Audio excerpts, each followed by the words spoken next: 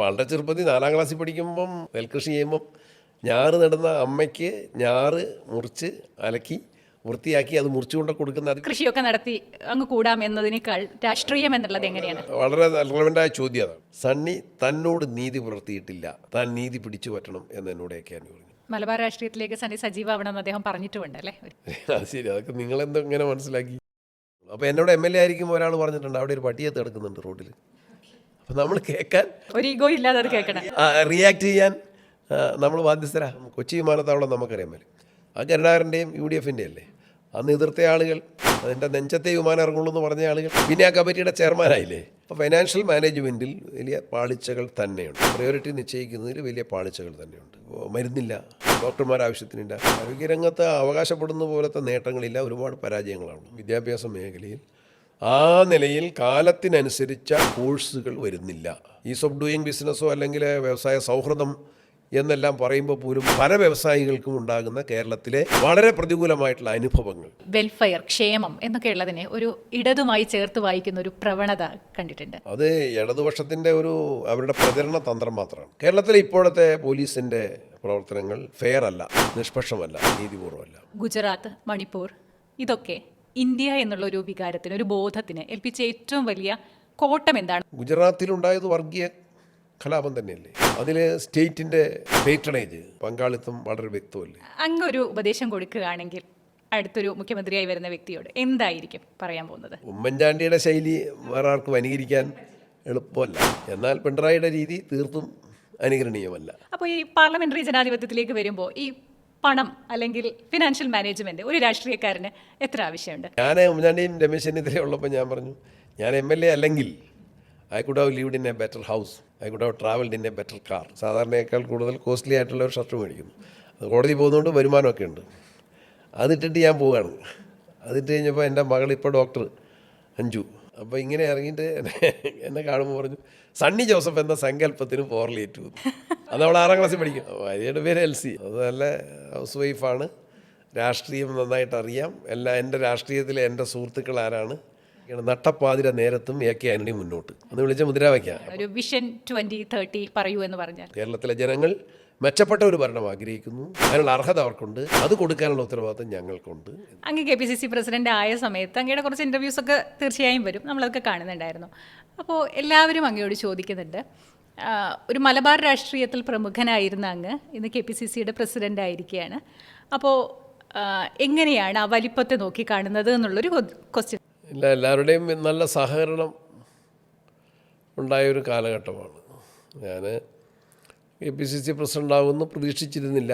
പക്ഷേ അവസാനത്തെ മാറ്റത്തിൻ്റെ ഒരു സമയത്ത് ആകാനുള്ള സൂചനകളും ഉണ്ടായിരുന്നു. എന്നാൽ പോലും അത് ഞാനൊരു ലക്ഷ്യം വെച്ച ഒരു ഉത്തരവാദിത്വമായിരുന്നില്ല. വളരെ ഉയർന്ന ഉത്തരവാദിത്തമായിട്ട് AK ആൻ്റണി പ്രസിഡൻ്റായിരുന്നപ്പോൾ ഞാൻ ഒരു സാധാരണ KSU പ്രവർത്തകനാണ്. അതിനുശേഷം ഞാൻ യൂത്ത് കോൺഗ്രസിൻ്റെ പഞ്ചായത്ത് തലത്തിലുള്ള കമ്മിറ്റിയുടെ പ്രസിഡൻറ്റ് മാത്രമാണ്. എനിക്ക് KPCCയുടെ പ്രസിഡൻ്റ് എന്ന വലിയ ഉത്തരവാദിത്വം അത് നിർവഹിക്കാനുള്ളൊരു അവസരം കിട്ടുമെന്നോ അല്ലെങ്കിൽ അതിനായിട്ട് പരിശ്രമിക്കുകയോ ചെയ്തിരുന്നില്ല. പക്ഷേ കോൺഗ്രസ്സിലെ അനുഭവങ്ങൾ, വിദ്യാർത്ഥി യുവജന സംഘടനകൾ, അതിലെ പ്രവർത്തനങ്ങളുടെ അനുഭവം, കണ്ണൂർ DCCയിൽ ഭാരവാഹിയായി പ്രസിഡൻ്റായിട്ടുള്ള പ്രവർത്തനം, MLA എന്ന നിലയിലുള്ള 3 ടീമിലെ പ്രവർത്തനം, ആ പ്രവർത്തനമാണ് എനിക്ക് അല്പമെങ്കിലും ഈ ഉത്തരവാദിത്തം നിർവഹിക്കാൻ ഞാൻ യോഗ്യനാണെങ്കിൽ എന്നെ അതിലേക്ക് നിയോഗിക്കാനുള്ള കാരണങ്ങൾ അതാണെന്ന് കരുതുന്നു. അതിലെല്ലാവരുടെയും സഹകരണം പ്രതീക്ഷിച്ചതിനേക്കാൾ കൂടുതലായിട്ടുണ്ട്. ഇപ്പോൾ 8 മാസം പൂർത്തീകരിച്ചിരിക്കുന്നു. സാമാന്യേന സക്സസ്ഫുള്ളായിട്ട് തന്നെ ഇത് കൊണ്ടുപോകാൻ സാധിച്ചു എന്ന ആത്മവിശ്വാസമാണ് ഉള്ളത്. ഇപ്പോൾ ഒരു മോഡൽ പരീക്ഷ കഴിഞ്ഞു, ഫൈനൽ പരീക്ഷയെ നേരിടാൻ നിൽക്കുന്നു. അപ്പോൾ തിരിഞ്ഞു നോക്കുമ്പോൾ എത്ര സംതൃപ്തി തരുന്നുണ്ട് ഇത്ര നാളത്തെ പ്രവർത്തനം? മോഡൽ പരീക്ഷയല്ല, സത്യത്തിൽ ഏറ്റവും ടഫായിട്ടുള്ള ഒരു പരീക്ഷയാണ് തദ്ദേശ തെരഞ്ഞെടുപ്പ്. അസംബ്ലി ഇലക്ഷനേക്കാൾ അത് ക്രൂഷ്യലാണ്. അസംബ്ലി തെരഞ്ഞെടുപ്പിൽ 140 സീറ്റ്, ആ 140 സീറ്റിൽ UDFൻ്റെ സീറ്റ് ഷെയറിങ്, കോൺഗ്രസ് മത്സരിക്കുന്ന സീറ്റുകൾ, അപ്പോൾ അതിന് സ്ഥാനാർത്ഥി നിർണയം, അവിടുത്തെ ഇലക്ഷൻ ക്യാമ്പയിൻ, അത് കുറേ കൂടി ഈസിയറാണ്. അതേസമയത്ത് തദ്ദേശ തെരഞ്ഞെടുപ്പിൽ എത്രയോ സ്ഥലങ്ങളിലെ സ്ഥാനാർത്ഥികളെ കണ്ടെത്തണം. ഞാൻ ഒറ്റയ്ക്കല്ല, എല്ലാവരുടെയും സഹകരണം ഉണ്ടായിരുന്നു. അതിനെ സെമി ഫൈനൽ മോഡൽ എന്നതിനേക്കാൾ മോഡലുണ്ട്, പക്ഷേ അതിനേക്കാൾ ഉപരിയായിട്ട് ഇതിനെ സെമി ഫൈനൽ എന്നാണ് ഞങ്ങൾ വിശേഷിപ്പിച്ചത്. ആ സെമി ഫൈനൽ നല്ല സ്കോറിൽ, നല്ല ലീഡിൽ, നല്ല ഫോമിൽ സെമി ഫൈനൽ വിജയിക്കാൻ സാധിച്ചത് ഫൈനൽ മത്സരത്തിന് കരുത്തും പ്രതീക്ഷയും നൽകുന്ന ഘടകം തന്നെയാണ്. നമുക്കിനി കുറച്ചൊന്ന് പുറകിലേക്ക് പോകാം. തൊടുപുഴ മൈലക്കൊമ്പ് എന്നൊരു നാട്ടിൽ ജനിച്ച ഒരു കുട്ടി. അതിനുശേഷം അവർ 5 സഹോദരങ്ങൾക്കൊപ്പം ഇരിട്ടിയിലേക്ക് ഒരു കൃഷിയുമായി ബന്ധപ്പെട്ടൊരു കുടിയേറ്റം നടത്തുന്നു. അപ്പോൾ എനിക്ക് ചോദിക്കാനുള്ളത് ഈ തൊടുപുഴയുമായുള്ള ബന്ധം, ആ ഓർമ്മകൾ അതെങ്ങനെയാണ്? അത് 2 തരത്തിലുള്ള ഘട്ടങ്ങളിൽ വന്നിട്ടുണ്ട്. ഒന്ന്, ഞാൻ LP ക്ലാസ് വരെ തൊടുപുഴ പഠിച്ചു. ആ ബാല്യകാല സ്മരണകൾ, വീട്ടിൽ ഞാൻ മൂത്തതായിരുന്നു കൊണ്ടുള്ള ഒരു പ്രത്യേകമായിട്ടുള്ള സ്നേഹം, അന്ന് പഠിക്കുന്നതിൽ ഞാൻ മികവ് പുലർത്തിയെന്നാണ് എൻ്റെ ധാരണ. അപ്പോൾ അതിൻ്റെയൊക്കെ പിന്നെ ക്യാരക്ടറിലൊന്നും ക്യാരക്ടർ മോശം വരേണ്ട കാര്യമില്ലല്ലോ. അപ്പോൾ എല്ലാവരുടെയും സ്നേഹം. പിന്നെ രണ്ടാമത് ഞാൻ തൊടുപുഴയ്ക്ക് തന്നെ വീണ്ടും പോകുന്നത് കോളേജിലേക്കാണ്. അതെ, ന്യൂമാൻ കോളേജിലേക്ക്. അന്ന് കാലഘട്ടം എന്ന് പറയുന്നത് എല്ലാ SSLC കഴിഞ്ഞ് എല്ലാവരും ഇന്ന് ഉന്നത വിദ്യാഭ്യാസങ്ങൾക്ക് പോകുന്നുണ്ട് കോളേജിൽ. അല്ലെങ്കിൽ SSLC കഴിഞ്ഞാൽ പിന്നെ everybody get admission in at least +2 +1. അന്നതല്ല, കോളേജിൽ പഠിക്കുക എന്ന് പറഞ്ഞാൽ തന്നെ അതൊരു വളരെ ചുരുങ്ങിയ ആൾക്കാർക്ക് മാത്രമാണ് ആ ഒരു അവസരം കിട്ടുന്നത്. അപ്പോൾ എന്നെ വളരെ നന്നായിട്ട് സ്വാഗതം ചെയ്തു. എൻ്റെ പേരൻസ് സാധാരണ കൃഷിക്കാരാണ്. അവരെല്ലാ വീട്ടുകാർക്കും അയൽവക്കംകാർക്കും നാട്ടുകാർക്കും അത്ര കണ്ടിഷ്ടപ്പെട്ടവരാണ്. അപ്പോൾ അവരെല്ലാവരും ആ കുടുംബത്തിലെ അംഗമെന്ന നിലയിലും, എന്ന് പറഞ്ഞൊരു വാസ്റ്റോ റിച്ചൊന്നുമല്ല, പക്ഷേ നല്ല സാമൂഹ്യ ബന്ധങ്ങൾ, കുടുംബ ബന്ധം സൂക്ഷിക്കുന്ന വല്ല നന്മയിൽ വളർന്നവരാണ്. അപ്പോൾ അതിൻ്റെ ഒരു പരിഗണന എനിക്ക് കിട്ടി. അപ്പോൾ വീണ്ടും തൊടുപുഴയായിട്ട് ബന്ധപ്പെട്ട് പോകാൻ സാധിച്ചു. അപ്പോൾ വീണ്ടും അതിന് ക്ലോസ്നെസ് വന്നു. സെൻറ്റ് തോമസ് പള്ളിയും അതൊക്കെ ഓർമ്മയില്ല? സെൻറ്റ് തോമസ് പള്ളി ഓർമ്മിക്കുന്നുണ്ട്. ഓക്കെ സർ, അതുപോലെ തന്നെ നമ്മൾ ഒരു നാട്ടിൽ ജനിച്ച് ബാല്യ കൗമാരങ്ങളൊക്കെ ചെലവിട്ട ഞങ്ങളെപ്പോലുള്ള മനുഷ്യർക്ക് ഈ മലബാറിലെ മലയോര ദേശത്തേക്കുള്ള ഒരു കുടിയേറ്റം എന്നൊക്കെ പറയുമ്പോൾ ഒരു നോവലിൽ വായിച്ചൊരു കഥ പോലെയൊക്കെയാണ് തോന്നുക. പക്ഷേ ആ ജീവിതം അനുഭവിച്ച ഒരാളോടാണ് ഇരിട്ടി ഉളിക്കിലേക്കുള്ള ഒരു കുടിയേറ്റവും അവിടെ ഒരു പുതിയ ജീവിതം പടുത്തതും ആ ബാല്യവും അതൊക്കെ എങ്ങനെയാണെന്ന്? അത് നമ്മൾക്ക് അതിങ്ങനെ പ്രത്യേകിച്ച് ഫീൽ ചെയ്യില്ല. കാര്യം അന്ന് ഒരു നഷ്ടബോധം ഉണ്ടായിട്ടുണ്ട്. അന്നിപ്പോൾ ഏറ്റവും നന്നായി പഠിപ്പിക്കുന്ന അധ്യാപകർ, LPയിലെ കുട്ടികളെ കൂട്ടുകാരധികം പേരെ ഞാൻ ഓർമ്മിക്കുന്നില്ല. പക്ഷേ ഏറ്റവും ലവിങ് ആയിട്ടുള്ള 2 ടീച്ചേഴ്സ്, ഒന്ന് ഒരു കന്യാസ്ത്രീയാണ്, സിസ്റ്റർ പെട്രീഷ്യ. ആ സിസ്റ്റർ ഇപ്പം മരിച്ചു. വേറൊരു സിസ്റ്ററായി, പക്ഷേ അന്ന് ടീച്ചർ മാത്രമാണ്. അപ്പോൾ ആ ടീച്ചറോടൊക്കെ യാത്ര പറഞ്ഞു പോകുമ്പം അതൊരു വലിയ നഷ്ടബോധം, വീടും നാടും ഒക്കെ ആയിട്ടുള്ള നഷ്ടബോധം. കൂട്ടുകാരുമായിട്ട് ഇത്രയും വലിയൊരു ഇൻറ്റിമസി ഇല്ല. പ്രത്യേകിച്ച് വെക്കേഷൻ സമയത്താണ് പോകുന്നത്. അതുകൊണ്ട് അവരെയൊന്നും കാണാനോ മൊബൈൽ ഫോണോ ഗ്രൂപ്പൊന്നും ഇല്ലല്ലോ. അത് പിന്നെ നഷ്ടബോധം വന്നു. പക്ഷേ ആ കാലഘട്ടത്തിൻ്റെ പ്രത്യേകത ബാലമനസ്സാണ്. പറിച്ചു നട്ടു, വേറൊരു സ്ഥലത്തേക്ക് പോയി കിളിർത്തു, അവരെ വേഴ് പിടിച്ചു, അവിടെ തളിർപ്പുണ്ടായി. ആ പ്രദേശമായിട്ട് പിന്നെ ഞാൻ ചെന്ന് പെട്ട സ്കൂൾ നല്ല സ്കൂളാണ്, അഗെയിൻ നല്ല അധ്യാപകർ, നല്ല അന്തരീക്ഷം. അപ്പം ഞാൻ 5ാം ക്ലാസ്സിലാണ് ഉളിക്കല് സ്കൂളിൽ ചെല്ലുന്നത്. അപ്പോൾ എനിക്ക് എന്താന്ന് പഠിച്ചിങ്ങനെ പോകാമെന്നല്ലാതെ റാങ്കോ അല്ലെങ്കിൽ ഡിസ്റ്റിങ്ഷനോ അതിനെക്കുറിച്ചൊന്നും ചിന്തയില്ല. 6ാം ക്ലാസ്സിലെ നല്ല സ്റ്റുഡൻ്റ് ഒന്നും അറിയില്ല. അപ്പോൾ ഞാൻ ഓർമ്മിക്കുന്ന ഒരു കാര്യം, ആ സ്കൂളിലെ എൻ്റെ നല്ല എക്സ്പീരിയൻസിൽ ഓർമ്മിക്കുന്ന കാര്യം, സ്കൂൾ ആനിവേഴ്സറിക്ക് എൻ്റെ വീട്ടിൽ നിന്ന് ഒരു 3 കിലോമീറ്റർ ഉണ്ട്. അതുകൊണ്ട് ആനിവേഴ്സറി എന്നൊക്കെ പറഞ്ഞാൽ രാത്രിയാണല്ലോ. സ്കൂൾ വാർഷികവും നാടകം, കലാപരിപാടി, അങ്ങനെയൊക്കെയുള്ള സമ്മാനം കൊടുക്കൽ, അതിനെൻ്റെ ഫാദറും മറ്റുള്ള ആൾക്കാരാണ് പോയത്. മദർ പോലും പോവില്ല, കാരണം കുട്ടികളൊക്കെ ഉള്ളൂ. പക്ഷെ അവർ തിരിച്ചു വരുമ്പം എനിക്ക് 2 സമ്മാനം ഉണ്ടായിരുന്നു. പഠനത്തിനും സ്വഭാവത്തിനും എന്താണെന്നറിയാം, 2 സമ്മാനം എനിക്കുണ്ടായിരുന്നു. അത് 2 പ്ലേറ്റാണ്. അന്നത്തെ വസ്തി എന്ന് പറയുന്ന വലിയ പ്ലേറ്റാണ്. അതെനിക്ക് കൊണ്ടുതന്നപ്പം ഞാനും കൂടെ പോയി മേടിക്കണമായിരുന്നു. ഞാൻ മേടിക്കാത്തതിൻ്റെ നിരാശയും തോന്നിയില്ല. പക്ഷേ അപ്പോഴാണ് എനിക്ക് തോന്നുന്നത് I M one among the best students എന്ന് തോന്നുന്നത്. അത് അന്നത്തെ കാലം. പിന്നെ അത് അങ്ങനെ തുടർന്നിട്ടുണ്ടാവില്ല. പിന്നെ ഈ ചെറിയ ക്ലാസ്സിൽ പഠിക്കുമ്പോഴും അന്ന് സൺഡേ വേദപാഠ ക്ലാസ് ഉണ്ട്. ബാക്കിയുള്ള സ്കൂളുകളിൽ കുട്ടികൾക്ക് അങ്ങനെ ഒരു മാർക്കിടലോ ഡിസ്റ്റിങ്ഷനോ ആരാണ് നല്ല സ്റ്റുഡൻ്റ് എന്നൊന്നും വിലയിരുത്തില്ല. പക്ഷേ സൺഡേ സ്കൂളിൽ എല്ലാ വർഷവും അവരുടെ ഒരു എവാലുവേഷനുണ്ട്. അത് കഴിഞ്ഞ് എല്ലാ വർഷവും 4 കൊല്ലം എനിക്കാണ് സമ്മാനം. അപ്പോൾ ഞാൻ മേടിച്ച് അത് ചിലപ്പം ഒരു ഫോട്ടോ ആയിരിക്കും, പള്ളിയെ ബന്ധപ്പെട്ടൊരു ഫോട്ടോ ആയിരിക്കും. പക്ഷേ അത് മേടിച്ച് ഞാൻ അമ്മയുടെ അടുത്ത് കൊണ്ട് കൊടുക്കുന്ന ഒരു സംതൃപ്തി, അത് വീട്ടിലിങ്ങനെ ഫ്രെയിം ചെയ്ത് വെക്കുന്ന ഒരു സാറ്റിസ്ഫാക്ഷൻ ഓർക്കുന്നുണ്ട്. അപ്പോൾ പുതിയ സ്ഥലവുമായിട്ട് വളരെ വളരെ വേഗത്തിൽ ഞങ്ങൾ മിങ്കിൾഡായി. അവിടെയും ഞങ്ങളൊരു കൂട്ടുകുടുംബമായിരുന്നുകൊണ്ട് ഗ്രാൻഡ് ഫാദർ എല്ലാവരും ഉള്ള കൂട്ടുകുടുംബമായിരുന്നു. അങ്ങനെ നന്നായിട്ട്. അപ്പോൾ ഇങ്ങനെ ഒരു സംശയം തോന്നുന്നത്, സ്വന്തം അസ്തിത്വം തൊടുപുഴക്കാരനാണോ ഇരിട്ടിക്കാരനാണോ എന്ന് ചോദിച്ചാൽ എന്താ പറയും? ഇപ്പോൾ ഇരിട്ടിക്കാരൻ.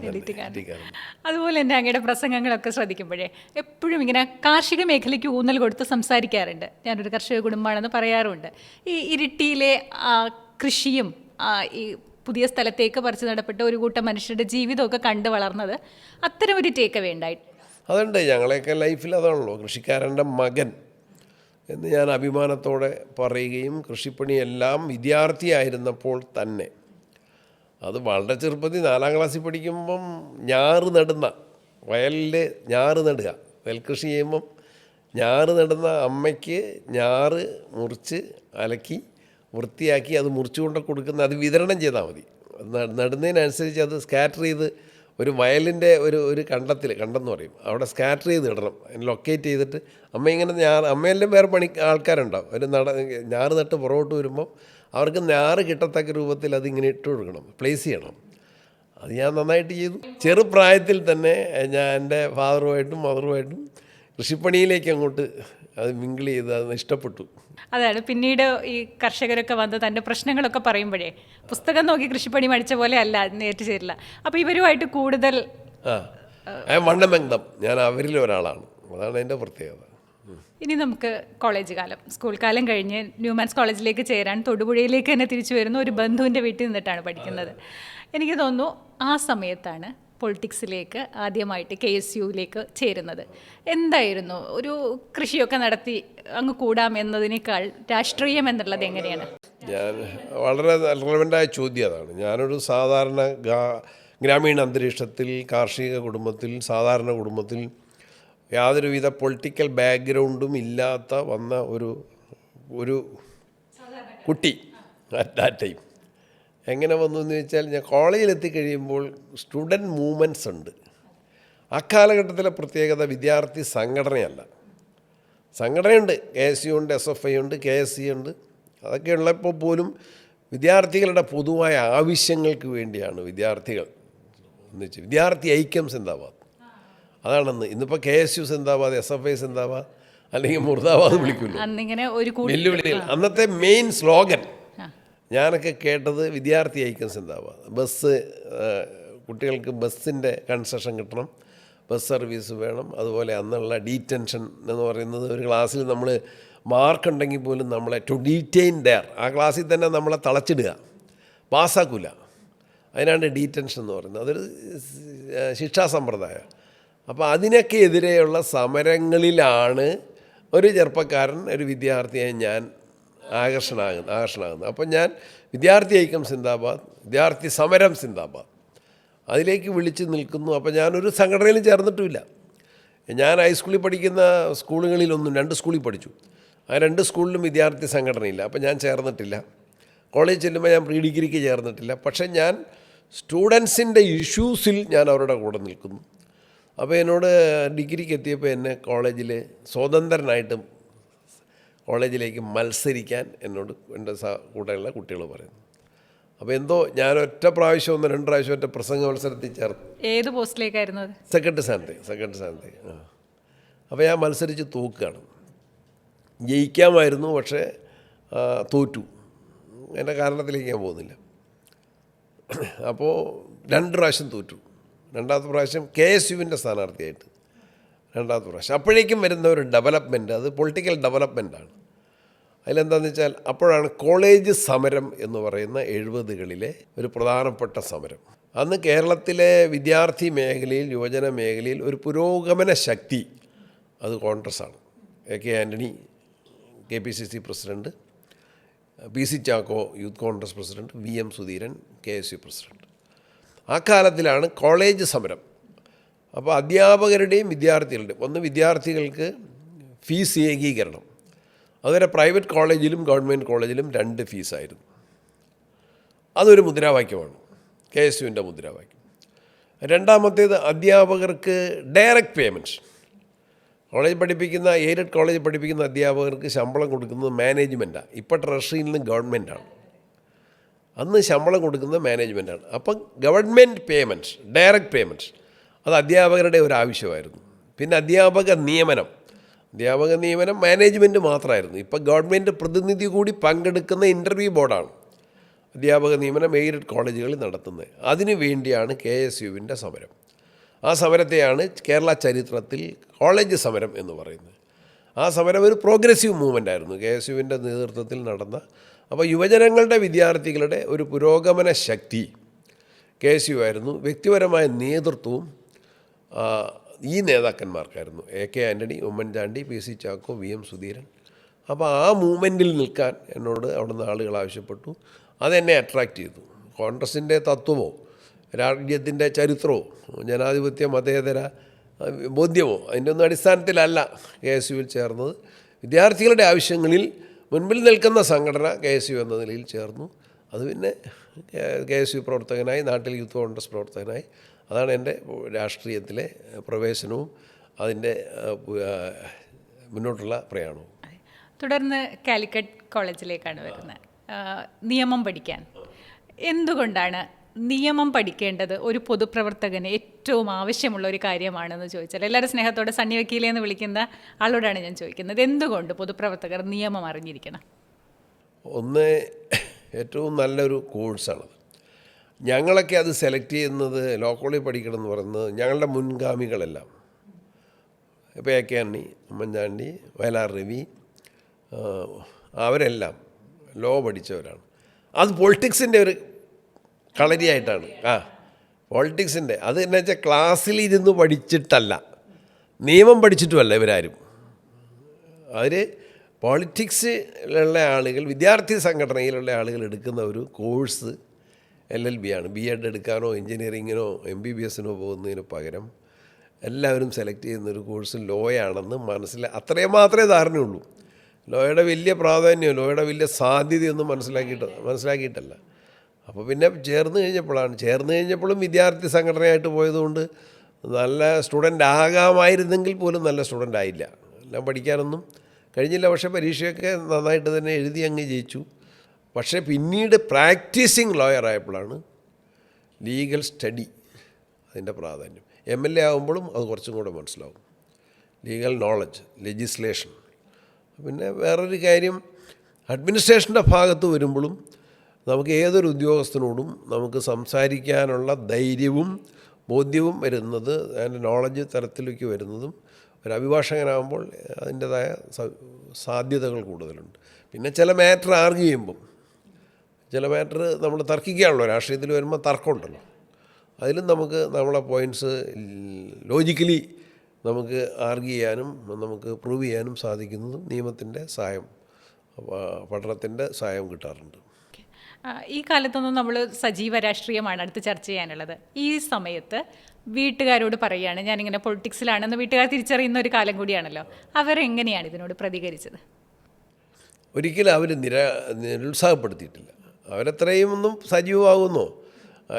ഞാനിങ്ങനെ വിദ്യാർത്ഥി രാഷ്ട്രീയത്തിലുണ്ടെന്ന് ഫാദറിനും മദറിനും അറിയാം. അവരങ്ങേറ്റം എന്നെ സ്നേഹിക്കുന്നത് കൊണ്ട്, പ്രോത്സാഹിപ്പിക്കുന്നതുകൊണ്ട് അതിലൊന്നും അവർ ഇൻവോൾവ് ആവില്ല. പക്ഷേ പഠനത്തിൻ്റെ അകത്ത് പരീക്ഷ വരുമ്പോൾ അമ്മ പറയും, കൊല്ലം ഒരു വർഷം പോയാൽ പോയി, അത് പോയിട്ടുള്ള കളി പാടില്ല എന്ന് പറയുമ്പം ഞാൻ പരീക്ഷ ജയിക്കാൻ അമ്മയുടെ ആ ഉപദേശം കൊണ്ട് ഞാൻ ബാധ്യസ്ഥനാണ്. ക്ലാസ്സിൽ ഞാൻ അറ്റൻറ്റീവായിട്ട് പഠിക്കുകയോ നോട്ട് എഴുതുകയൊക്കെ ചെയ്യുകയാണെങ്കിൽ കുറച്ചും കൂടെ നന്നായിട്ട് പഠിക്കാമായിരുന്ന, അല്ലെങ്കിൽ റിസൾട്ട് വരാവുന്ന എനിക്ക് പരീക്ഷ തോക്കരുതെന്നുള്ള അമ്മയുടെ ഉപദേശം അതൊരു ഡിറ്റർമിനേഷനായിട്ട് മാറുകയാണ്. അവിടെ വെച്ച് പരീക്ഷയ്ക്കും കൂടെ പഠിച്ച് എല്ലാ പരീക്ഷയും എഴുതി ജയിക്കുന്നു. ലോ കോളേജിലുള്ളപ്പോൾ ഒരു അനുഭവം തന്നെയാണ്. കാരണം അന്ന് രാഷ്ട്രീയം കൂടി. ഞാൻ നാട്ടിലെ യൂത്ത് കോൺഗ്രസിൻ്റെ നിയോജക മണ്ഡലം ഇരിക്കൂർ പോലെ ഇന്ന് കേരളത്തിലെ കോൺഗ്രസ്സിന് ഏറ്റവും ശക്തിയുള്ളൊരു സ്ഥലം ഇരിക്കൂറാണ്. കേരളത്തിലെ കോൺഗ്രസ്സിന് സംഘടനാപരമായി ഏറ്റവും ശക്തിയുള്ള അവിടുത്തെ യൂത്ത് കോൺഗ്രസിൻ്റെ നിയോജക മണ്ഡലം പ്രസിഡൻ്റാണ് ഞാൻ. ആ നിയോജക മണ്ഡലം പ്രസിഡൻ്റ് ആകുമ്പോഴാണ് ഞാൻ ലോ കോളേജ് ചേരുന്നത്, കോഴിക്കോട് ലോ കോളേജ് ചേരുന്നത്. അപ്പോൾ ഞാൻ ക്ലാസ് വിട്ടാൽ ഒരാഴ്ച ക്ലാസ് കഴിഞ്ഞാൽ ഞാൻ ആ വീക്കെൻഡിന് ഞാൻ പൊളിറ്റിക്സിലേക്കാണ് പോകുന്നത്. ചിലപ്പോൾ എല്ലാ ദിവസവും കോളേജിൽ പോവില്ല. പോകുന്ന സമയത്തും ക്ലാസ് ഇരിക്കുമ്പോഴും മൈൻഡ് പോളിറ്റിക്സാണ്. അപ്പോൾ സെനറ്റിലേക്ക് മത്സരിക്കുന്നു, സിൻഡിക്കേറ്റ് മെമ്പറാകുന്നു, പിറ്റേ കൊല്ലം അതിലെ ഇൻവോൾവ്മെൻറ്റ്. അപ്പോൾ മറ്റു കോളേജുകളിൽ പോകുന്നു. ക്ലാസ്സിലിരുന്ന് ശരിക്കും നിയമം പഠിച്ചില്ല, അതിൻ്റെ പോരായ്മയുണ്ട്. അത് പ്രാക്ടീസ് ചെയ്യുമ്പോഴാണ് മനസ്സിലാകുന്നത്, ഇപ്പം വരുമ്പോഴാണ് മനസ്സിലാകുന്നത്. നിയമസഭയിൽ വരുമ്പോഴാണ് ക്ലാസ്സിലിരുന്ന് കുറച്ചും കൂടെ, പക്ഷേ എക്സാം പോയിൻ്റ് ഓഫ് വ്യൂവിൽ പഠിച്ചങ്ങ് ജയിച്ചു. സർ, അവിടെ നിന്ന് അടുത്ത് വലിയൊരു സിനാരിയോയാണ്. ആദ്യം നമ്മൾ കണ്ണൂർ യൂത്ത് കോൺഗ്രസ് പ്രസിഡൻ്റ് ആവുന്നു, ദെൻ DCC പ്രസിഡൻ്റ് ആവുന്നു, ഇപ്പോൾ KPCC പ്രസിഡൻറ്റ്. ഈ ഒരു വലിയ 50 വർഷക്കാലത്തോളം ഉള്ളൊരു ജേണിയുണ്ട്. ഈ ഘട്ടമായുള്ള വളർച്ച ഒരു രാഷ്ട്രീയ പ്രവർത്തകൻ എന്ന നിലയ്ക്ക് ഗ്രൗണ്ടഡ് ആക്കാൻ അല്ലെങ്കിൽ ഒരു വാല്യൂ സിസ്റ്റം ഡെവലപ്പ് ചെയ്യാൻ അങ്ങനെ എങ്ങനെ സഹായിച്ചിട്ടുണ്ട്? എന്നെ സഹപ്രവർത്തകരാണ്. രാഷ്ട്രീയത്തിൽ എല്ലാ കാലത്തും എൻ്റെ കൂടുതൽ സുഹൃത്തുക്കൾ മുതിർന്നവരായിരുന്നു. ഞാൻ തൊടുപുഴയിൽ നിന്ന് പോകുമ്പോൾ ഒരു സാധാരണ KSU പ്രവർത്തകനാണ് ഞാൻ. അപ്പോൾ ഞാൻ കോളേജിലെ 2 പ്രാവശ്യം KSUവിൻ്റെ ഒരു പ്രാവശ്യം KSUവിൻ്റെ, ഒരു പ്രാവശ്യം ഇൻഡിപെൻഡൻ്റ് ആയിട്ടും സെക്രട്ടറി സ്ഥാനത്ത് മത്സരിച്ച് തോറ്റ ഞാൻ സത്യത്തിൽ സംഘടനാ തെരഞ്ഞെടുപ്പിലും ഞാൻ തോറ്റു. KSUവിൻ്റെ സംഘടനാ തെരഞ്ഞെടുപ്പ് വന്ന സമയത്തും ഞാൻ തോറ്റു. ആ തോറ്റതൊരു കൃത്രിമത്തെ തോൽപ്പിക്കപ്പെടുകയത്. അത് തോൽപ്പിക്കാൻ നേതൃത്വം നൽകിയവരിപ്പോൾ എന്നോടത് നല്ല സൗഹൃദത്തിൽ പറയുന്നുണ്ട്, ഒരുപാട് നല്ല സൗഹൃദം. അപ്പോൾ എന്നെ കേരള യൂണിവേഴ്സിറ്റി യൂണിയനിലേക്ക് എന്നെ നോമിനേറ്റ് ചെയ്യാം. അപ്പോൾ ആ ഒരു അനുഭവത്തിലാണ് ഞാൻ. അത്രയും ഉള്ള സമയത്ത് എന്നെ തൊടുപുഴയിൽ നിന്ന് ഞാൻ ഈ ഡിഗ്രി കഴിഞ്ഞിട്ട് വീണ്ടും മലബാറിലേക്ക് പോവാണ്. വീട്ടിലേക്ക് പോകണമല്ലോ, നാട്ടിലേക്ക് പോകണമല്ലോ. അപ്പോൾ എന്നെ യാത്ര അയച്ച അവിടുത്തെ സീനിയറായ അന്നത്തെ ഇടുക്കി DCC സെക്രട്ടറിയായ KJ ജോൺ എന്ന കുഞ്ഞേട്ടൻ, ഇപ്പം അദ്ദേഹം മരണപ്പെട്ടു. അദ്ദേഹം പറഞ്ഞൊരു വാക്കുണ്ട്, സണ്ണി നമുക്ക് KPCCയിൽ നിന്ന് കാണാം. കാരണം ഞാൻ കണ്ണൂരിൽ നിന്ന് KPCCയിലേക്ക് വരും എന്ന് അദ്ദേഹത്തിന് അറിയാമായിരുന്നു. അപ്പോൾ അതെൻ്റെ മനസ്സിലിങ്ങനെയുണ്ട്, KPCCയിൽ നിന്ന് കാണാമെന്ന് അന്നത്തെ ആ പ്രായത്തിലുള്ള ഒരു KSU പ്രവർത്തകൻ മാത്രമായ, ഏറ്റവും മാക്സിമം ഞാനൊരു യൂണിവേഴ്സിറ്റി യൂണിയൻ കൗൺസിലർ മാത്രമാണ്, എന്നോട് അദ്ദേഹം പറഞ്ഞുവിടുക. അപ്പോൾ എന്നെ ആ പ്രതീക്ഷയിൽ കണ്ടു. നാട്ടിലെത്തിക്കഴിഞ്ഞപ്പോൾ ഞാനിങ്ങനെ വീണ്ടും കൃഷിപ്പണിയിൽ വ്യാപൃതനായി. അപ്പോൾ ഞാനൊരു ഒറ്റ കതർ ഷർട്ട് മുണ്ടുമാണ് എനിക്കുള്ളത്, അതിട്ട് ഞാൻ കോളേജിൽ പഠിച്ച ഒരാളെൻ്റെ ഗ്രാമത്തിൽ ഞാനുള്ളത്. അപ്പോൾ അവിടുത്തെ രാഷ്ട്രീയ പ്രവർത്തകർക്ക് എന്നെ താല്പര്യമാണ്. അവരെന്നെ കൂട്ടിക്കൊണ്ടുപോയി KSUവിൻ്റെ അവിടുത്തെ യൂണിറ്റ് ഉണ്ടാക്കി, യൂത്ത് കോൺഗ്രസിൻ്റെ യൂണിറ്റ് ഉണ്ടാക്കി. അവരെന്നെ കോളേജിൽ നിന്നൊക്കെ പഠിച്ച് അന്നത്തെ KSUവിൻ്റെ പ്രസംഗമൊക്കെ അവിടെ ആവർത്തിച്ചപ്പം അതൊക്കെ അവർക്ക് താല്പര്യമുണ്ടായി. എന്നെ നടന്ന് എല്ലാ ഗ്രാമത്തിലെ എല്ലാ സ്ഥലത്തും കോൺഗ്രസിൻ്റെ കമ്മിറ്റികൾ ഉണ്ടാക്കാൻ പോയി. അങ്ങനെ അവരും എന്നെ വല്ലാതെ പ്രോത്സാഹിപ്പിച്ചു. അന്നുണ്ടായിരുന്ന ഗ്രാമത്തിലെ 2 നേതാക്കന്മാർ, അവരൊന്നും വലിയ വിദ്യാഭ്യാസമുള്ളവരോ വലിയ പ്രാസംഗികരൊന്നുമല്ല, പക്ഷേ അവർ പ്രാക്ടിക്കൽ നോളജ് ഉള്ളവരാണ്. അതിലൊരാളെന്നോട് പറഞ്ഞു, സണ്ണി 2 കൊല്ലം കൊണ്ട് ജില്ലാതലത്തിലുള്ള ഒരു ഭാരവയാകും നേതാവെന്ന് ഞാൻ പറയുന്നില്ല, ഭാരവയാകുമെന്ന് പറഞ്ഞു. അപ്പം ഞാൻ സാധ്യതയില്ല എന്ന് പറഞ്ഞ് തള്ളി. ഞാൻ എന്താണെന്ന് ഒരിക്കലും ഞാൻ ലക്ഷ്യം വയ്ക്കുകയോ അതിനു വേണ്ടി പരിശ്രമിക്കുകയോ ചെയ്തിട്ടില്ല. പിറ്റത്തെ 2 കൊല്ലം കഴിഞ്ഞപ്പോൾ 2-2.5 കൊല്ലം കഴിഞ്ഞപ്പോൾ യൂത്ത് കോൺഗ്രസ് ജില്ലാ സെക്രട്ടറിയാണ്. അപ്പോൾ അദ്ദേഹം പറഞ്ഞു, ഞാൻ പറഞ്ഞത് കണ്ടോ. അപ്പോൾ എനിക്ക് വലിയ പ്രോത്സാഹനമായിട്ട് എൻ്റെ ചുറ്റുവട്ടത്തിലുള്ള ആളുകളുടെ സഹപ്രവർത്തകരുടെ വലിയ പ്രോത്സാഹനമാണ് എനിക്ക് രാഷ്ട്രീയത്തിലെ എന്നോർത്ത് സ്ഥാനം കിട്ടുന്നത്. ഇപ്പം നമ്മൾ ഉദ്ദേശിച്ച സമയത്തോ ചെറുപ്പത്തിൽ MLA ആകാൻ ചിലപ്പോൾ ശ്രമിച്ചിട്ടുണ്ട്. ആ സമയത്ത് പാർലമെൻറ്റിൽ സ്ഥാനാർത്ഥിയാകാൻ വേണ്ടി എനിക്ക് വലിയ പിന്തുണയോടെ എൻ്റെ പേര് K. സുധാകരൻ മന്ത്രിയായിരുന്നപ്പോൾ അദ്ദേഹം എൻ്റെ പേര് പ്രപ്പോസ് ചെയ്തിട്ടുണ്ട്. അവിടുത്തെ കണ്ണൂരിലെ കോൺഗ്രസിൻ്റെ 80% നേതാക്കന്മാരെ എൻ്റെ പേര് ഇൻ റൈറ്റിംഗ് കൊടുത്തിട്ടുണ്ട്. പക്ഷേ എനിക്ക് ടിക്കറ്റ് കിട്ടിയില്ല. പക്ഷേ എല്ലാ കാലത്തും ഒരിക്കൽ പോലും രാഷ്ട്രീയത്തിൽ നിരാശ വന്നിട്ടില്ല. ജീവിതത്തിലോ രാഷ്ട്രീയത്തിലോ ഒരിക്കലും നിരാശ വന്നിട്ടില്ല. എല്ലാ കാലത്തും കൂടെ നിന്നവർ ഞാൻ അർഹിക്കുന്നതിനേക്കാൾ എന്നെ പ്രോത്സാഹിപ്പിക്കുക. സർ, അതുപോലെ തന്നെ ഇനി ഒരു പാർലമെൻ്ററി രാഷ്ട്രീയത്തിലേക്ക് വന്നാൽ, ഞാൻ അടുത്തിടെ ഒരു വീഡിയോ ഉണ്ട്, മേ ബി 2 ദിവസം മുന്നേ ഉള്ളതാണ്, സാർ കണ്ടിട്ടുണ്ടാവണം. ഈ ഷാഫി പറമ്പിൽ സംസാരിക്കുമ്പോൾ ചോദിക്കുന്നുണ്ട്, AK ആൻ്റണി സാർ അടുത്തുണ്ട്. അപ്പോൾ ഷാഫി പറയുന്നുണ്ട്, അന്നത്തെ യുവാക്കൾ ചോദിച്ച സീറ്റൊക്കെ തന്നെയേ ഞങ്ങളും ഇപ്പോൾ ചോദിക്കുന്നുള്ളൂ എന്ന് തമാശയായി പറയുമ്പോൾ ആ സ്പോട്ടിൽ വെച്ചിട്ട് ശ്രീ AK ആൻ്റണി സാർ പറയുന്നുണ്ട്, അന്ന് ഞങ്ങൾ തോറ്റു നിന്ന സീറ്റുകളാണ് ചോദിച്ചത്, അത് പിടിച്ചെടുത്ത് വിജയിപ്പിക്കുകയായിരുന്നു, പുതുപ്പള്ളി ഉൾപ്പെടെ. അതായിരുന്നു ഞങ്ങളുടെ പാരമ്പര്യം എന്ന്. എനിക്ക് തോന്നുന്നു ഈ ഷാഫി സൈഡാവുന്നതൊക്കെ ചില മറുപടികളിൽ അപൂർവമാണ്. അപ്പോൾ മനസ്സിലാവുകയാണ് AK ആൻ്റണി സാർ എന്തുകൊണ്ട് AK ആൻ്റണി ആയിരിക്കുന്നു എന്നുള്ളതിൻ്റെ. അതുപോലെയാണ് KK ശൈലജ ടീച്ചറിൻ്റെ സീറ്റ് തിരിച്ചു വാങ്ങി അന്ന് മുതൽ ഇന്ന് വരെ MLA ആണ്. എങ്ങനെയായിരുന്നു ആ ഓർമ്മകൾ? അതിപ്പോൾ നാച്ചുറലായിട്ട് എനിക്ക് പേരാവൂർ പ്രദേശമായിട്ടുള്ള നല്ല ബന്ധമുണ്ട്. അപ്പോൾ ഞാൻ ഈ നേരത്തെ പറഞ്ഞ ഇരിക്കൂറാണ് എൻ്റെ കോൺസ്റ്റിറ്റ്യുവൻസി, ഹോം കോൺസ്റ്റിറ്റ്യുവൻസി, എൻ്റെ വീടിരിക്കുന്ന പ്രദേശം. പക്ഷേ ഇരിക്കൂർ KC ജോസഫ് MLA ആണ്. അദ്ദേഹം 6 പ്രാവശ്യം ജയിച്ചു, 8 പ്രാവശ്യം ജയിച്ചു.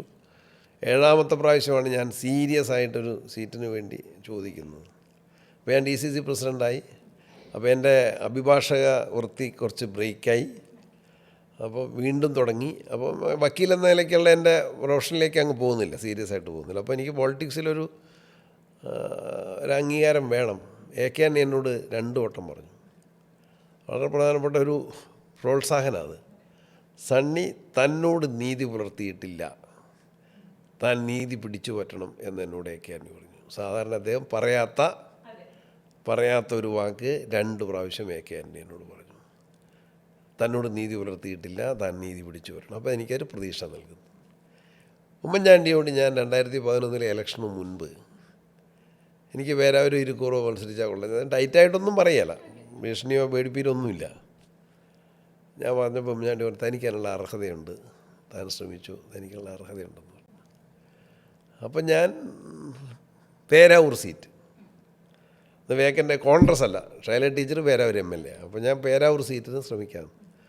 അപ്പോൾ കേസുകാരനോട് പറഞ്ഞു, വക്കീലെ, എന്നെ ലോഹിതി വക്കീലെന്നും വിളിക്കും, സണ്ണിയെന്നും വിളിക്കും. വക്കീലെ, നിങ്ങൾ അവിടെ പോയി നിൽക്കണ്ട, ടീച്ചർ വലിയ അതാണ്, ചെറിയ എതിരാളിയല്ല എന്ന് പറഞ്ഞു. അപ്പോൾ ഞാൻ പറഞ്ഞു ഇരിക്കൂർ കിട്ടാൻ ചാൻസ് ഇല്ല, അതുകൊണ്ട് പേരാവൂരെ ജയിക്കാം. എങ്ങനെയാണ് ആ വിജയം? ആദ്യത്തെ വലിയൊരു വിജയം അതെനിക്ക് നല്ല വിശ്വാസമായിരുന്നു. ആയിരുന്നു, എനിക്ക് നല്ല വിശ്വാസമായിരുന്നു. ടീച്ചർ ജയിക്കുമെന്നായിരുന്നു വിശ്വാസം. ടീച്ചർ ഞാനുമായിട്ട് ഇലക്ഷൻ്റെ ഒരു പ്രത്യേകത, ഒരിക്കൽ പോലും ആ ഇലക്ഷനിൽ പേഴ്സണലായിട്ടുള്ള ഒരു ആക്ഷേപം പറഞ്ഞിട്ടില്ല.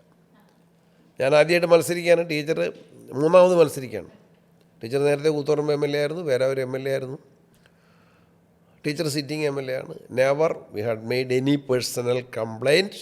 ആശയപരമായിട്ട് മാത്രം രാഷ്ട്രീയം പറഞ്ഞു. അന്നു മുതൽ ഇന്നോളം പേരാവൂർ MLA ആണ്. എങ്ങനെയാണ് ആ നാടുമായിട്ടുള്ള ഒരു ഇമോഷണൽ കണക്ട് എങ്ങനെയാണ്? അത് നല്ല ബന്ധം തന്നെയാണ്. അതിൽ ഈ കാലഘട്ടത്തിൽ പഴയതുപോലെയല്ല, പഴയൊരു കാലഘട്ടത്തിൽ ഞങ്ങൾ മനസ്സിലാക്കിയിടത്തോളം ഒരു ജനപ്രതിനിധി, ലെജിസ്ലേച്ചർ, MLA എന്ന് പറഞ്ഞാൽ മെമ്പർ ഓഫ് ലെജിസ്ലേറ്റീവ് അസംബ്ലി, നിയമനിർമ്മാണമാണ് അതിൻ്റെ മെയിൻ ഫോക്കസ് നമ്മൾ കൊടുക്കുന്നത്. അപ്പോൾ കൂടുതലായിട്ട് പഠിക്കുന്ന നിയമനിർമ്മാണത്തിൽ, അന്ന് നിയമനിർമ്മാണത്തിൻ്റെ ആവശ്യകതയുണ്ട്. കാരണം നമ്മളെ നിയമങ്ങളൊക്കെ അതിൻ്റെ പ്രാരംഭ സ്വാതന്ത്ര്യത്തിന് ശേഷമുള്ള ആദ്യഘട്ടത്തിലാണല്ലോ, പാർലമെൻ്റ് ആയാലും സംസ്ഥാന നിയമസഭകളായാലും, ഇപ്പോൾ ഭൂപരിഷ്കരണ നിയമമാണെങ്കിലും വിദ്യാഭ്യാസ നിയമം നിർമ്മിക്കുന്ന മോർ ഇൻവോൾവ്മെൻ്റ് ആവശ്യമാണ്. പിന്നീട് വന്ന ഒരു നമ്മുടെ രാഷ്ട്രീയത്തിലെയും നിയമസഭാ പ്രവർത്തനത്തിലെയും ഒരു ധാരണ, നാടിൻ്റെ വികസന പ്രവർത്തനം കൂടി MLAയുടെ ഉത്തരവാദിത്തമാണ് എന്ന് വന്നു. കാരണം ഈ ഇലക്ഷൻ്റെ ജനാധിപത്യത്തിൻ്റെ ഒരു പ്രത്യേകത എന്താ? ഇപ്പം നിങ്ങൾ സർക്കാർ ഉദ്യോഗസ്ഥയാണെങ്കിൽ നിങ്ങൾക്ക് നമ്മളെ പ്രൊമോഷൻ കിട്ടും, പെർഫോമൻസ് അത്ര അസസ് ചെയ്യുന്നില്ല. വേറെ ഏത് പോസ്റ്റായാലും, എൻജിനീയർ ആണെങ്കിലും ഡോക്ടറാണെങ്കിലും ചിലപ്പം സൂപ്രണ്ടാവും, അല്ലെങ്കിൽ DMO ആവും, അല്ലെങ്കിൽ DHS ആവും. സൈൻ ചെയ്താൽ അങ്ങനെ അപകടമില്ലെങ്കിൽ അങ്ങ് പോകും. ക്ലർക്കാണെങ്കിൽ പിന്നെ ചിലപ്പോൾ അതിൻ്റെ മുകളിൽ പ്രൊമോട്ട് ചെയ്ത് പോകും. SI ആണെങ്കിൽ ചിലപ്പോൾ DYSP SP ആയി പോകും. രാഷ്ട്രീയത്തിൽ അതല്ലോ, എല്ലാ 5 കൊല്ലം കൂടുമ്പോഴും നമ്മളെ ടെസ്റ്റ് നടക്കല്ലേ, നമ്മളെ പ്രവർത്തനത്തെ വിലയിരുത്തുന്ന ജനാധിപത്യത്തിൻ്റെ ഏറ്റവും വലിയ പ്രക്രിയയല്ലേ. അപ്പം ജനങ്ങൾക്കൊപ്പം നിന്നില്ലെങ്കിൽ സർവൈവ് ചെയ്യാൻ പറ്റില്ല. അപ്പം ഞങ്ങളൊക്കെ നിൽക്കുന്നത് നല്ല ടൈറ്റുള്ള കോൺസ്റ്റിറ്റ്യുവൻസിയിലാണ്. രാഷ്ട്രീയ ശക്തി കൊണ്ട് മാത്രമല്ല, പ്രവർത്തനത്തിൻ്റെ കൂടി അടിസ്ഥാനത്തിൽ ജനങ്ങൾ ഡിസൈഡ് ചെയ്യുന്ന സ്ഥലങ്ങളിലാണ് നിൽക്കുന്നത്. അപ്പോൾ നന്നായിട്ട് ജനങ്ങളുടെ കൂടെ നിൽക്കാൻ വലിയ പ്രോത്സാഹനം അവിടെ എനിക്ക് കിട്ടി. മാധ്യമങ്ങളുടെയും ജനങ്ങളുടെയും വലിയ പ്രോത്സാഹനം. പിന്നെ ഞാൻ വരുന്ന ആദ്യത്തെ ടേം എന്ന് പറഞ്ഞാൽ ഉമ്മൻചാണ്ടി ഗവൺമെൻറ്റാണ്. അവരിൽ ഉമ്മൻചാണ്ടി ആണെങ്കിലും എല്ലാ മന്ത്രിമാരും, രമേശ് ചെന്നിത്തല 2ാമത് മന്ത്രിയായി, മാണി സാറുണ്ട്, കുഞ്ഞാലിക്കുട്ടി സാഹിബുണ്ട്, ഇബ്രാഹിം കുഞ്ഞിയുടെ മരിച്ചു, അവരൊക്കെ തന്നെ PJ ജോസഫുണ്ട്. അവരുടെ എല്ലാം വലിയ സഹകരണം കിട്ടി. നാടിൻ്റെ മെയിനായിട്ടുള്ള ആവശ്യങ്ങൾ സമർപ്പിതമായിട്ട് പറയാനും അത് നേടിയെടുക്കാനും നിയമസഭയും ഗവൺമെൻറ്റൽ പ്രവർത്തനങ്ങളും ഇടപെട്ട് ഹാർഡ് വർക്ക് ചെയ്തതിൻ്റെ റിസൾട്ടുണ്ടായി. അപ്പോൾ പിന്നെ ഇലക്ഷൻ നിൽക്കാനുള്ള കോൺഫിഡൻസ് കൂടി. ഞാൻ ശ്രദ്ധിച്ചത് അങ്ങയുടെ ആധിപത്യമുണ്ടോ അല്ലെങ്കിൽ ഇന്ന ഒരാളിൻ്റെ ആധിപത്യം പാർട്ടിയിലുണ്ടോ എന്ന് ചോദിക്കുമ്പോൾ അങ്ങ് പറയുന്നുണ്ട് ആധിപത്യമല്ല, പങ്കാളിത്തം. അതുപോലെ തന്നെ വലിയൊരു പവറല്ലേ എന്ന് ചോദിക്കുമ്പോൾ അങ്ങ് പറയുന്നുണ്ട് അധികാരമല്ല, ചുമതല. ഇത്തരത്തിലൊരു വാക്കുകളെ പുനർനിർവചിക്കുന്നത് പോലെ തോന്നിയിട്ടുള്ളതുകൊണ്ട് ചോദിക്കുകയാണ്, എങ്ങനെയാണ് ഈ അധികാരത്തെ, പവറിനെ അങ്ങ് ഡിഫൈൻ ചെയ്യുന്നത്, കാണുന്നത്? ഞാൻ എൻ്റെ ഒരു പ്രാർത്ഥന തന്നെ വിനയം, അഹങ്കാരം വരരുത്, വിനയം തരണേ എന്ന് പ്രാർത്ഥിക്കുകയാണ്. ചിലർ ഈ എന്തെങ്കിലും ഒരു പോസ്റ്റിലേക്ക് വരുമ്പം അറിയാതെയും അറിഞ്ഞും അതിനെ അധികാരം എന്ന് വിശേഷിപ്പിക്കാറുണ്ട്. ഞാൻ മനസ്സിലാക്കുന്നിടത്തോളം ജനാധിപത്യ പ്രക്രിയയിൽ ഇത് അധികാരമല്ല, വേണമെങ്കിൽ ഉത്തരവാദിത്തം എന്ന് പറയാം. അതിനേക്കാൾ അതിൻ്റെ നല്ല വാക്ക് ചുമതല എന്നാണ്. ഈയിടെ ഹൈക്കോടതി പറഞ്ഞല്ലോ മുഖ്യമന്ത്രിയെ പോലും സാർന്ന് വിളിക്കണ്ടെന്ന്. ചിലർ ഭംഗ്യന്തരേണ ഒരു തന്ത്രപരമായിട്ട് പറയാറുണ്ട് ജനങ്ങളുടെ ദാസന്മാരാണ് എന്ന് പറയാറുണ്ട് പ്രസംഗത്തിലോ. പക്ഷെ സത്യത്തിൽ ദാസന്മാരാണ്, ദാസന്മാരാകേണ്ടവരാണ്, ആകാൻ പരിശ്രമിക്കേണ്ടവരാണ്. കാരണം എന്താ വെച്ചാൽ നാട്ടുകാർക്ക് ആശ്രയമാരാ. അവർക്ക് ഞങ്ങളുടെ നാട്ടിലെ വില്ലേജ് ഓഫീസർ ആരാന്ന് അവർക്കറിയില്ല, പഞ്ചായത്ത് സെക്രട്ടറി ആരാന്ന് അവർക്കറിയില്ല, തഹസിൽദാർ ആരാന്ന് അവർക്കറിയില്ല, PWDയിലെ റോഡിൻ്റെ എഞ്ചിനീയർ ആരാന്നറിയില്ല, വാട്ടർ അതോറിറ്റിയിലെ എഞ്ചിനീയർ ആരാന്നറിയില്ല, സ്ഥലത്തെ SI ആരാന്നറിയില്ല. അവർക്ക് MLA ആരാന്നറിയാം, പഞ്ചായത്ത് മെമ്പർ ആരാന്നറിയാം. കാരണം അവരുടെ കൂടി പങ്കാളിത്തത്തിലാണ് ഒരാൾ MLAയും പഞ്ചായത്ത് മെമ്പറും MP ഒക്കെ ആകുന്നത്. അപ്പോൾ അവർക്ക് ആ ആകുന്ന വ്യക്തിയുടെ മുകളിൽ അവർക്കൊരു റൈറ്റുണ്ട്, ഒരവകാശമായിട്ടാണ് അവർ അവരുടെ ആവശ്യങ്ങൾ, പൊതു ആവശ്യവും ചിലപ്പോൾ വ്യക്തിഗത ആവശ്യങ്ങളും. അപ്പോൾ എന്നോട് MLA ആയിരിക്കുമ്പോൾ ഒരാൾ പറഞ്ഞിട്ടുണ്ട് അവിടെ ഒരു പട്ടിയത്ത് കിടക്കുന്നുണ്ട് റോഡിൽ. അപ്പം നമ്മൾ കേൾക്കാൻ നമ്മൾ ഒരു ഈഗോ ഇല്ലാതെ റിയാക്ട് ചെയ്യാൻ നമ്മൾ ബാധ്യസ്ഥരാ. അല്ലെങ്കിൽ ആ വ്യക്തിയുടെ പ്രതീക്ഷയ്ക്കനുസരിച്ചോ ആഗ്രഹത്തിനനുസരിച്ചോ നമ്മൾ ഉയരുന്നില്ലല്ലോ.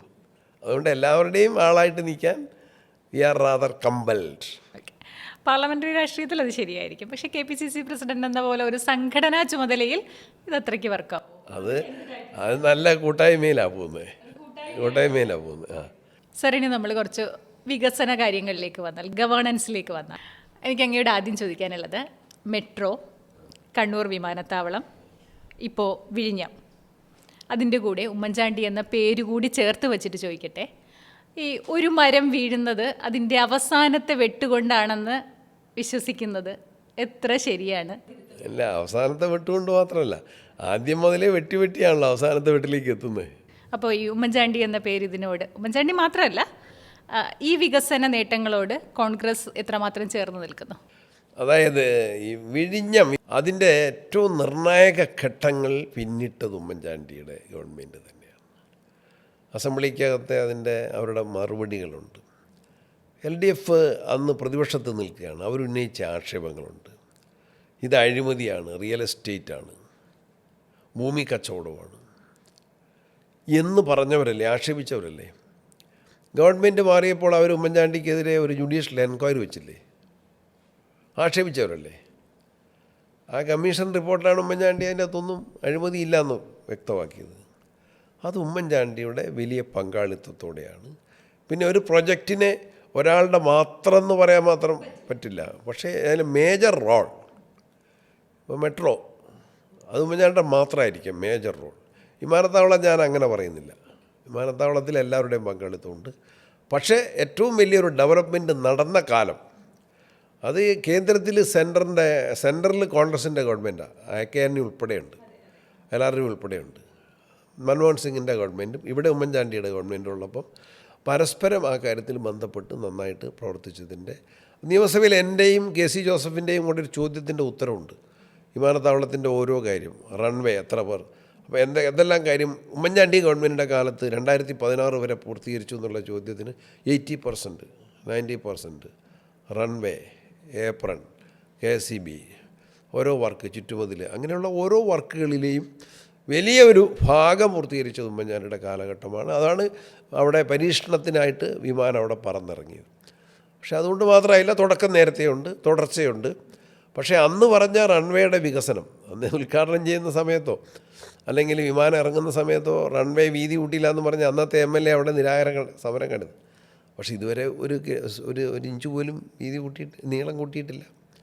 അപ്പോൾ ആ വിഷയങ്ങൾക്കെല്ലാം ഗവൺമെൻറ്റുകളുടെ നേതൃത്വത്തിൻ്റെ സംഭാവനയുണ്ട്. ഇപ്പം കൊച്ചി വിമാനത്താവളം നമുക്കറിയാൻ പറ്റും, ആ കരുണാകരൻ്റെയും UDFൻ്റെ അല്ലേ. അന്ന് എതിർത്ത ആളുകൾ, അതെൻ്റെ നെഞ്ചത്തെ വിമാനം ഇറങ്ങുള്ളൂ എന്ന് പറഞ്ഞ ആളുകൾ പിന്നെ ആ കമ്മിറ്റിയുടെ ചെയർമാനായില്ലേ. അപ്പോൾ രാഷ്ട്രീയത്തിൻ്റെ വികസനത്തോടെ അതിൻ്റെ രാഷ്ട്രീയം കലർത്താറുണ്ട് വികസനത്തിൽ. വിഴിഞ്ഞത്തിൽ ഉമ്മൻചാണ്ടിയുടെ പേര് എവിടെയെങ്കിലും വിസ്മരിക്കപ്പെട്ടു എന്ന് തോന്നി? ഉറപ്പായിട്ടുണ്ട്. 2 പരിപാടികളിലും പറഞ്ഞിട്ടില്ല. ആദ്യത്തെ തറക്കല്ലിടൽ, അല്ലെങ്കിൽ ആ പരിപാടിയിലും തറക്കല്ലിടലല്ല, പ്രൈം മിനിസ്റ്റർ വന്ന ആദ്യത്തെ പ്രോഗ്രാം ഉണ്ടല്ലോ, അതിന് പ്രതിപക്ഷ നേതാവിനെ വിളിച്ചു, അദ്ദേഹം ഉമ്മൻചാണ്ടിയുടെ പേര് പറഞ്ഞു. ശശി തരൂർ പ്രസംഗിച്ചപ്പോൾ ഉമ്മൻചാണ്ടിയുടെ പേര് പറഞ്ഞു. രണ്ടാമത്തെ പരിപാടി പ്രതിപക്ഷ നേതാവിനെ വിളിച്ചില്ല, ശശി തരൂരിന് പ്രസംഗം ഉണ്ടായിരുന്നില്ല. കാരണം അവരാരെങ്കിലും പറഞ്ഞാൽ ഈ പേര് പറയും. ആ പേരിനെ മറക്കാൻ വേണ്ടി ബോധപൂർവമായ ശ്രമം ഗവൺമെൻറ്റിൻ്റെ ഭാഗത്തുനിന്ന്, ഗവൺമെൻറ്റുകളുടെ ദി സെൻട്രൽ ആസ് സ്റ്റേറ്റ് ഉണ്ടായിട്ടുണ്ട്. സർ, അതുപോലെ തന്നെയാണ് ഒരു പൊതു ഇടത്തിൽ ഉള്ള ഒരു പറച്ചിലാണ് ഗവൺമെൻറ്റിൻ്റെ കയ്യിൽ പൈസയൊന്നുമില്ല എന്നുള്ളൊരു അതിസാധാരണക്കാരൻ്റെ സംസാരമാവാം ചിലപ്പോൾ. പക്ഷേ അതിന് ചിലപ്പോൾ റീസൺ ഉണ്ടാവാം, കേന്ദ്രം ഫണ്ട് തരുന്നില്ല എന്നൊക്കെ ന്യായീകരണങ്ങളും ഉണ്ടാവാം. ഞാൻ ഒരു കോൺഗ്രസ് രാഷ്ട്രീയക്കാരനോട് ചോദിക്കുകയാണ്, ഫിനാൻഷ്യൽ മാനേജ്മെൻറ്റിൽ കേരളത്തിൻ്റെ നിലവിലെ ഗവേണൻസിൽ പാകപ്പിഴവുണ്ടോ? അങ്ങനെയെങ്കിൽ UDF എങ്ങനെയായിരിക്കും അതിനെ ചെറുക്കുന്നത്, അല്ലെങ്കിൽ പുതിയൊരു നയം എങ്ങനെയായിരിക്കും? ഫിനാൻഷ്യൽ മാനേജ്മെൻറ്റിൽ ഗുരുതരമായ പാകപ്പിഴ തന്നെയാണുള്ളത്. ഒന്ന്, കടബാധ്യത കൂടുന്നു. ഇപ്പോൾ കിഫ്ബി തന്നെ കടബാധ്യതയിലല്ലേ. ഒരു പ്രധാനപ്പെട്ട തർക്കം വന്ന എന്താണ്, കിഫ്ബി ബാധ്യത സർക്കാരിൻ്റെ ഉത്തരവാദിത്വത്തിലാണോ? അതിന് ബോർഡ് ഉണ്ടാക്കി. പക്ഷേ ആ ബോർഡിൻ്റെ ഗ്യാരണ്ടി ആരാ? നിയമസഭയിൽ ഇന്നത്തെ പ്രതിപക്ഷ നേതാവ്, അദ്ദേഹം MLA ആയിരുന്ന സമയത്ത് ചോദിച്ചൊരു ചോദ്യമുണ്ട്. സർക്കാരിൻ്റെ ഗ്യാരണ്ടിയാണ്, സോവറിൻ ഗ്യാരണ്ടിയാണ്. കേരള സർക്കാരാണ് കിഫ്ബി വായ്പകളുടെ ജാമ്യം. കേരളത്തിൻ്റെ സർക്കാരിൻ്റെ ഒരു പ്രോഡക്റ്റാണത്, നിയന്ത്രണത്തിലാണ്. അതിലേക്ക് ആരാ MDനെ വെക്കുന്ന ആരാ? ഓഡിറ്റ് വേണ്ടെന്ന് പറഞ്ഞാൽ ശരിയല്ലല്ലോ. അപ്പോൾ അത് ഗവൺമെൻറ്റിൻ്റെ കടമാണ്, അത് അടയ്ക്കുന്നത് ജനങ്ങളുടെ ബാധ്യതയാണ്. അപ്പോൾ ഫൈനാൻഷ്യൽ മാനേജ്മെൻറ്റിൽ വലിയ പാളിച്ചകൾ തന്നെയുണ്ട്. പ്രയോറിറ്റി നിശ്ചയിക്കുന്നതിൽ വലിയ പാളിച്ചകൾ തന്നെയുണ്ട്. നികുതി പിരിവിലും വൻകിടക്കാരുടെ അടുത്തുനിന്ന് നികുതി പിരിക്കുന്നതിൽ പാളിച്ച ഉണ്ടായിട്ടുണ്ട്. സാമ്പത്തിക കാര്യങ്ങൾ തന്നെയാണ്. ഭരണം എന്ന് പറഞ്ഞാൽ ഏറ്റവും പ്രധാനപ്പെട്ടത് ധനകാര്യമാണ്. അപ്പോൾ അതുകൊണ്ട് പല വികസന പ്രവർത്തനങ്ങളും ക്ഷേമ പദ്ധതികളും മുടങ്ങിക്കിടക്കുന്നു. ഞങ്ങൾ സഭയ്ക്കകത്തും പുറത്തും ആ കാര്യങ്ങൾ പലവട്ടം ഉയർത്തിയതാണ്, തർക്കത്തിന് വെല്ലുവിളിച്ചതാണ്, സംവാദത്തിന് ഞങ്ങൾ ആവശ്യപ്പെട്ടതാണ്. പക്ഷേ ഗവൺമെൻറ് അവരുടെ ഭാഗം പറയുന്നു. അത് വെറും രാഷ്ട്രീയമായിട്ടുള്ള ന്യായീകരണം എന്നല്ലാതെ അതിന് വസ്തുതയുമായിട്ട് ബന്ധമില്ല. UDF അധികാരത്തിൽ വന്നാൽ രാഷ്ട്രീയ നയത്തിൽ ഏറ്റവും പ്രധാനപ്പെട്ട സാമ്പത്തിക നയത്തിൽ കാതലായിട്ടുള്ള മാറ്റങ്ങൾ വേണം, വലിയ ശ്രദ്ധ വേണം, നല്ല ഒരു ടീം വർക്ക് അതിൻ്റെ അകത്ത് ഏറ്റവും അത്യാവശ്യമാണ്. സാമ്പത്തിക പ്രതിസന്ധിയിൽ നിന്ന് കേരളത്തെ കരകയറ്റാൻ, പിന്നെ വികസന പ്രവർത്തനങ്ങൾക്ക് പ്രയോറിറ്റി നിശ്ചയിക്കുമ്പോൾ ഏതിനാണ് പ്രയോറിറ്റി വേണ്ടത് അത് നിശ്ചയിക്കണം. ചിലവധികവും അതിൻ്റെ റിസൾട്ട് കുറഞ്ഞതുമായ പദ്ധതികൾക്ക് പകരം ആ അത്യാവശ്യമായ കാര്യങ്ങൾക്ക് പ്രയോറിറ്റി കൊടുത്തുകൊണ്ട്, ചിലവ് കുറഞ്ഞ പദ്ധതികൾക്ക് പ്രയോറിറ്റി കൊടുത്തുകൊണ്ട് തന്നെ നമ്മളുടെ ഫിനാൻഷ്യൽ മാനേജ്മെൻറ്റ് കൂടുതൽ ശ്രദ്ധിക്കേണ്ടതാണ്. നിയമസഭയിൽ ഒരു ചർച്ച കേൾക്കാൻ പോകുമ്പോൾ പ്രതിപക്ഷ നേതാവ് പറയുന്നുണ്ട്, നമ്മുടെ ആരോഗ്യ മേഖല വെന്റിലേറ്ററിലാണ്. ആ വാചകം എനിക്ക് ഓർമ്മയുണ്ട്. അങ്ങയോട് ഞാൻ ചോദിക്കുകയാണ്, ആരോഗ്യ മേഖലയിൽ ഗുരുതരമായ പിഴവുകളുണ്ടോ? എങ്കിലെവിടെയാണ്? വലിയ പ്രതിസന്ധി ഇപ്പം വന്നിട്ടുണ്ടല്ലോ. തിരുവനന്തപുരത്തെ മെഡിക്കൽ കോളേജിലെ പ്രൊഫസർ തന്നെയല്ലേ പറഞ്ഞത്, അവിടെ രോഗികളിൽ നിന്ന് പിരിവെടുക്കേണ്ടി വരുന്നു. കോട്ടയത്തെ വീട്ടമ്മ മകളുടെ കൂടെ പോയ, മകൾക്ക് കൂട്ടിരിക്കാൻ പോയ അമ്മയല്ലേ അവിടെ നിന്ന് പരിക്കേറ്റത്. ഇപ്പം തന്നെ തിരുവനന്തപുരത്ത് കൊല്ലത്തുള്ള ഒരാൾ ആശുപത്രിയിൽ പോയിട്ട് പുള്ളി സുഹൃത്തിനോട് ഫോൺ വിളിച്ചിട്ടില്ലേ, എനിക്കൊരു നായക്കുട്ടിയുടെ പരിഗണന പോലും കിട്ടിയില്ല, ഞാൻ മരിക്കുകയാണെങ്കിൽ നിങ്ങളിതൊന്ന് വെളിപ്പെടുത്തണം. അപ്പോൾ തുടർച്ചയായിട്ട് അതുപോലെ തന്നെ പ്രസവ ശുശ്രൂഷയ്ക്ക് പോയ ലേഡിയുടെ വയറ്റിൽ കത്രിക, കൈമാറിയ ഓപ്പറേഷൻ, തകർച്ചയുടെ ഒരുപാട്, അതുപോലെ മരുന്നില്ല, അങ്ങനെയുള്ള ഡോക്ടർമാർ ആവശ്യത്തിനില്ല. ആരോഗ്യരംഗത്ത് അവകാശപ്പെടുന്ന പോലത്തെ നേട്ടങ്ങളില്ല, ഒരുപാട് പരാജയങ്ങളാണുള്ളത്. അങ്ങനെയാണെങ്കിൽ ഒരു തിരുത്തൽ ബദൽ രേഖ എന്തായിരിക്കും? ശക്തമായിട്ടുള്ള തിരുത്തൽ ഏറ്റവും അത്യാവശ്യമാണ്. കേരളത്തിലെ ജനങ്ങൾ, സാധാരണ ജനങ്ങൾ ആഗ്രഹിക്കുന്നത്, അവരെ ആശ്രയിക്കുന്നത് പൊതു ആരോഗ്യ മേഖലയെ തന്നെയാണ്, സർക്കാർ ആരോഗ്യ സംവിധാനങ്ങളെ. മെഡിക്കൽ കോളേജുകളെ ഒന്നും കൂടി ഊർജ്ജസ്വലമാക്കാൻ സാധിക്കണം, ആധുനികവൽക്കരിക്കാൻ സാധിക്കേണ്ടതുണ്ട്. ഒരുപാട് ആളുകൾ സ്വകാര്യ മേഖലയെ ആശ്രയിക്കുകയാണ്. ഞാൻ ഒരു ചെറിയ സിമ്പിൾ ചോദ്യം ചോദിച്ചാൽ അതിനിതുവരെ ഉത്തരം കിട്ടിയിട്ടില്ല. കേരളം എല്ലാം കൊണ്ടും സംതൃപ്തമാണ്, സമ്പുഷ്ടമാണ് ആരോഗ്യരംഗത്തെങ്കിൽ കോവിഡ് കാലത്ത് കർണാടകം അങ്ങോട്ടുള്ള വഴിയടച്ചല്ലോ. അപ്പോൾ കാസർഗോഡ്, കണ്ണൂർ ജില്ലകളിലെ എത്ര പേര് മംഗലാപുരത്ത് ചികിത്സയ്ക്ക് പോകാൻ കഴിയാതെ ഒരു 15ഓളം രോഗികൾ മരിച്ചു. അപ്പം അതിൻ്റെ അർത്ഥം എന്താ? മംഗലാപുരത്ത് വിദഗ്ധ ചികിത്സയ്ക്ക് കേരളത്തിലെ രോഗികൾ പോകുന്നു എന്നതിൻ്റെ ഏറ്റവും പ്രകടമായിട്ടുള്ള തെളിവല്ലേ അത്? അപ്പോൾ കേരളത്തിലെ ആരോഗ്യരംഗം ഇനിയും സജീവമാകേണ്ടതുണ്ട്, ശക്തമാകേണ്ടതുണ്ട്. സർ, അതുപോലെ തന്നെയാണ് നമ്മൾ കുറേ കാലമായി ആശങ്കപ്പെടുന്നതാണ്. നമ്മുടെ വളരെ പ്രൊഡക്റ്റീവായിട്ടുള്ള യൂത്ത് മുഴുവൻ കാനഡയിലേക്കും യൂറോപ്പിലേക്കും ഒക്കെ പോവുകയാണ് എന്നുള്ളത്. എന്താണ് അതിനൊരു തിരുത്തൽ? എന്താണ് വിദ്യാഭ്യാസ മേഖലയിൽ നമ്മൾ തൊഴിലധിഷ്ഠിതം എന്ന് പറയുന്നെങ്കിൽ പോലും വിദ്യാഭ്യാസ മേഖലയിൽ ആ നിലയിൽ കാലത്തിനനുസരിച്ച കോഴ്സുകൾ വരുന്നില്ല. പിന്നെ വിദ്യാഭ്യാസ മേഖലയിലെ രാഷ്ട്രീയ അതിപ്രസരം കുട്ടികളെ ഇവിടെ നിർത്താൻ പേരൻസിന് പ്രയാസം വരുന്നു. പിന്നെ കഴിവിൻ്റെ അടിസ്ഥാനത്തിലുള്ള എംപ്ലോയ്മെൻറ്റ് ഓപ്പർച്യൂണിറ്റീസ് വരുന്നില്ല. സ്വയം തൊഴിൽ കണ്ടെത്താനുള്ള തൊഴിൽ അവസരങ്ങൾ കണ്ടെത്തുന്നതിൽ വരുന്ന പ്രയാസം എന്താ? വ്യവസായം, ഈസ് ഓഫ് ഡൂയിങ് ബിസിനസ്സോ അല്ലെങ്കിൽ വ്യവസായ സൗഹൃദം എന്നെല്ലാം പറയുമ്പോൾ പോലും പല വ്യവസായികൾക്കും ഉണ്ടാകുന്ന കേരളത്തിലെ വളരെ പ്രതികൂലമായിട്ടുള്ള അനുഭവങ്ങൾ, ആത്മഹത്യ, ഇപ്പം ആന്തൂരിലെ സാജനോ പുനലൂരിലെ സുഗതനോ ഒക്കെ ആത്മഹത്യ ചെയ്ത ഒറ്റ കേസോ 2 കേസോ മാത്രമല്ല, പലർക്കും കേരളത്തിൽ വ്യവസായം തുടങ്ങുന്നത് ഒരു സുരക്ഷിതമല്ല എന്നൊരു ഫീലിംഗ് ഉണ്ട്. പല കാരണങ്ങൾ കൊണ്ട് കേരളത്തിലേക്ക് സംരംഭകർ കൂടുതൽ വരുന്നില്ല. സ്വയം സംരംഭകരായിട്ട് വരാൻ നമ്മളുടെ യുവതി യുവാക്കൾക്ക് കഴിയുന്നില്ല. അവർ വിദേശത്തേക്ക് പഠനത്തിനായിട്ട് പോകുന്നു, തൊഴിലിനായിട്ട് അവർ പോകുന്നു. അതൊരു വലിയ പ്രതിസന്ധി തന്നെയാണ് കേരളത്തിൽ. നമ്മുടെ വളരെ പ്രൊഡക്റ്റീവായിട്ടുള്ള യുവത്വമാണ് അങ്ങോട്ട് പോകുന്നത്. അപ്പോൾ എന്ത് കാതലായൊരു മാറ്റമായിരിക്കും UDF മുന്നോട്ട് വന്നാൽ? ഒന്ന്, കോഴ്സുകളെ സംബന്ധിച്ച് നല്ല മാറ്റം വരണം. പിന്നെ വ്യവസായ സൗഹൃദ അന്തരീക്ഷം വരണം. പിന്നെ എംപ്ലോയ്മെൻറ്റ് ഓപ്പർച്യൂണിറ്റീസ് നീതിപൂർവമായിരിക്കണം. ആ അവസരങ്ങൾ ആർക്കും അത് പക്ഷപാതപരമാകരുത്. ഉള്ള ജോലിയെങ്കിലും സർക്കാർ ജോലി അല്ലെങ്കിൽ അങ്ങനെയുള്ള ജോലികൾ, പൊതുമേഖലയിൽ വരുന്ന ജോലികൾ അത് ഫെയറായിട്ട് അത് കൊടുക്കാൻ സാധിക്കണം. ആ ഒരു വിശ്വാസം വരണം. കേരളത്തിൽ പഠിച്ചാൽ, കേരളത്തിൽ ജീവിച്ചാൽ ജോലി ചെയ്ത് ജീവിക്കാൻ സാധിക്കും. ദൈവത്തിൻ്റെ സ്വന്തം നാടായ കേരളത്തെ എന്തുകൊണ്ട് ആളുകൾ ആശ്രയിക്കാതെ മറ്റ് രാജ്യങ്ങളിലേക്ക് പോകുന്നു? ഞാൻ കാണുന്ന ഒരു ഉയർന്ന ജീവിത നിലവാരം കൂടിയുണ്ട് കേരളത്തിൽ. എന്തുകൊണ്ട് അത് പറ്റുന്നില്ല? പക്ഷേ പലരും കേരളം ഇഷ്ടപ്പെടുന്ന യുവാക്കളുണ്ട്, പേരൻസിൻ്റെ കൂടെ നിൽക്കണമെന്ന് ആഗ്രഹിക്കുന്നവരുണ്ട്. കേരളത്തിൽ അതിനുള്ള സാധ്യതകളും സാഹചര്യങ്ങളും ഉണ്ട്. അതിൽ രാഷ്ട്രീയ അതിപ്രസരം ചിലപ്പോഴെങ്കിലും ഈ സാധ്യതകൾക്ക് മങ്ങലേൽപ്പിക്കുന്നു. സർ, അതുപോലെ തന്നെയാണ് നമ്മൾ കാലങ്ങളായി വെൽഫെയർ, ക്ഷേമം എന്നൊക്കെയുള്ളതിനെ ഒരു ഇടതുമായി ചേർത്ത് വായിക്കുന്ന ഒരു പ്രവണത കണ്ടിട്ടുണ്ട്. എങ്ങനെയാണ് ഈ വെൽഫെയർ എന്നുള്ളതിനെ UDF ഏത് മാർജിനിലുള്ള? അത് ഇടതുപക്ഷത്തിൻ്റെ അവരുടെ പ്രചരണ തന്ത്രം മാത്രമാണ്. അത് നിയമസഭയ്ക്കകത്തു തന്നെ പറഞ്ഞിട്ടുണ്ട്. ഈ ക്ഷേമ പദ്ധതികൾ R. ശങ്കറാണ് മുഖ്യമന്ത്രിയായിരുന്ന ശങ്കർ മന്ത്രിസഭയുടെ കാലത്താണ്. Government, Congress government, UDF government നടപ്പിലാക്കുന്ന നന്മ നിറഞ്ഞ പദ്ധതികളുടെ പ്രചാരകരാകാൻ പാർട്ടിക്കാരെ വേണ്ടത്ര ബോധവൽക്കരിച്ചിട്ടില്ല. അത് ഉപയോഗിക്കുന്ന ആളുകൾ ഇപ്പം നമുക്ക് അറിയാം. എന്താണ് കാരുണ്യ ബെനവലന്റ് ഫണ്ട്? എത്രയോ ആളുകൾ ഇപ്പോൾ കഴിഞ്ഞ ദിവസം ഞാൻ യാത്ര ചെയ്യുന്ന ഒരാളെ പരിചയപ്പെട്ടപ്പോൾ എന്നോട് നന്ദി പറഞ്ഞു. ഞാൻ എന്തിനാ എന്നോട് നന്ദി പറഞ്ഞെന്ന് എനിക്ക് മനസ്സിലായില്ല. അപ്പോൾ അദ്ദേഹത്തിന് ചികിത്സയ്ക്ക് കാരുണ്യ പദ്ധതിയിൽ ചികിത്സാ സഹായം കിട്ടി, അതിന് ഒരുക്കി കൊടുത്തു. അത് വേഗത്തിലാക്കാൻ വേണ്ടി എൻ്റെ ഓഫീസ് സഹായിച്ചിട്ടുണ്ടാവും. അപ്പോൾ അങ്ങനെയുള്ള നല്ല സ്കീമുകൾ ഒരുപാട് ഗവൺമെൻറ് കൊണ്ടുവന്നിട്ടുണ്ട്. ഉമ്മൻചാണ്ടിയുടെ ഗവൺമെൻറ്, UDFൻ്റെ കാലാകാലങ്ങളിലെ ഗവൺമെൻറ് കൊണ്ടുവന്നിട്ടുണ്ട്. CPMൻ്റെ ഒരു വിഷയം എന്ന് വെച്ചാൽ അവരേത് നീക്കത്തെയും രാഷ്ട്രീയമായിട്ട് അതിനെ ഉപയോഗപ്പെടുത്താനുള്ള ശ്രമമുണ്ട്, അതിനുള്ള രീതിയാണ് അവരുടേത്. നമ്മൾ പലപ്പോഴും എന്ന് വെച്ചാൽ കോൺഗ്രസ് ജനാധിപത്യ പാർട്ടിയെ, കൂടുതൽ ജനാധിപത്യ പാർട്ടിയുണ്ട് വിമർശനമായിരിക്കും.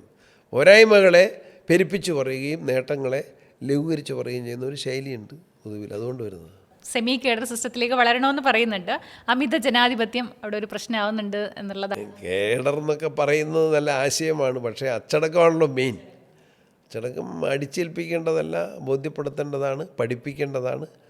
വളർത്തേണ്ടതാണ്, ഏറ്റവും അത്യാവശ്യമാണ്. അതിനകത്ത് രാഷ്ട്രീയ വിദ്യാഭ്യാസം, ട്രെയിനിങ് ഏറ്റവും അത്യാവശ്യമാണ്.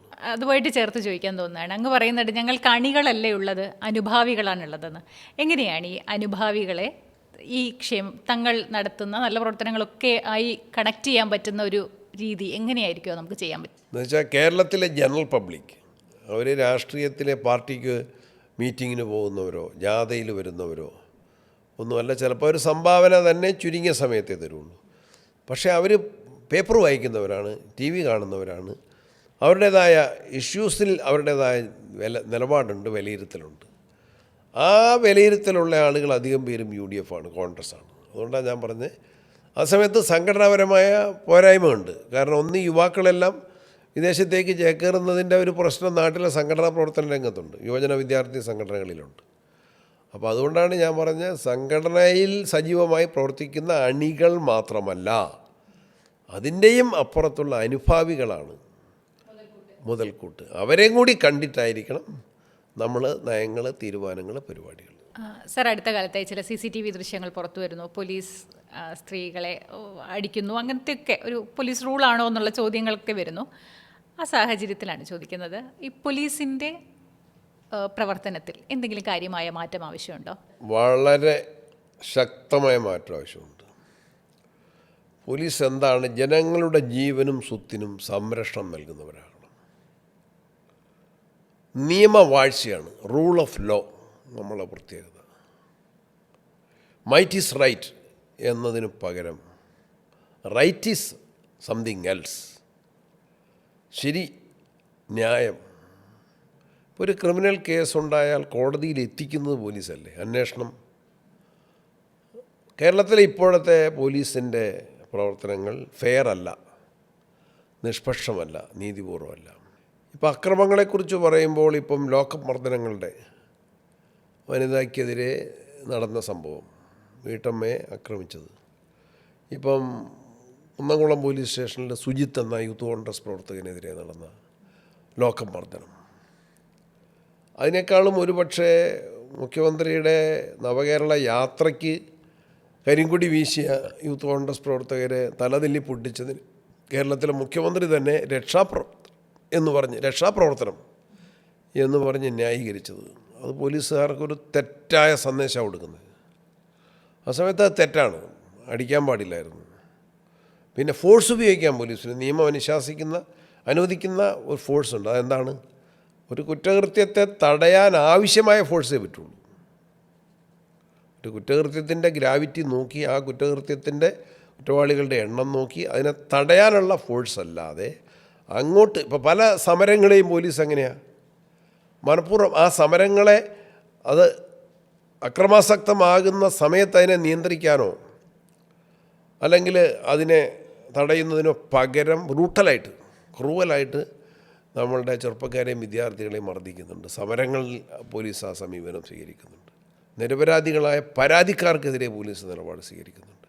രാഷ്ട്രീയം വല്ലാതെ പോലീസിൽ കടത്തിയിട്ടുണ്ട്. അത് പോലീസിൻ്റെ ആ നിലപാടുകൾ, അത് ഫെയർനെസ് നഷ്ടപ്പെടുത്തിയിട്ടുണ്ട്. ഫെയർ ആയിരിക്കണം, വലിയൊരു ചലഞ്ചാണത്, ഒരാവശ്യമാണത്. ജനങ്ങൾക്ക് ഒരു സുരക്ഷിതത്വ ബോധം വേണമെങ്കിൽ പോലീസിൽ നിന്ന് നീതി കിട്ടും എന്നൊരു ഉറപ്പ് വരണം. ഒരു പരാതി ആയിട്ട് ആളുകൾ ചെല്ലുന്നവർക്ക് അതിന് പരിഹാരം ഉണ്ടാകും എന്ന ഒരു നല്ല സമീപനം, അത് നേതൃത്വത്തിൻ്റെ ഭാഗത്തു നിന്നാണ്. ആഭ്യന്തര വകുപ്പ് കൈകാര്യം ചെയ്യുന്ന മുഖ്യമന്ത്രി ആ ഭാഗത്തു നിന്ന് തന്നെ അതിനുള്ള നീക്കം ഉണ്ടാകും. സർ, അതുപോലെ തന്നെ ഒരു സണ്ണി ജോസഫ് എന്ന കോൺഗ്രസ് നേതാവിൽ നിന്ന്, ഒരു അധികാരിയിൽ നിന്ന് അറിയാൻ ചില കാര്യങ്ങൾ ആഗ്രഹമുണ്ട്.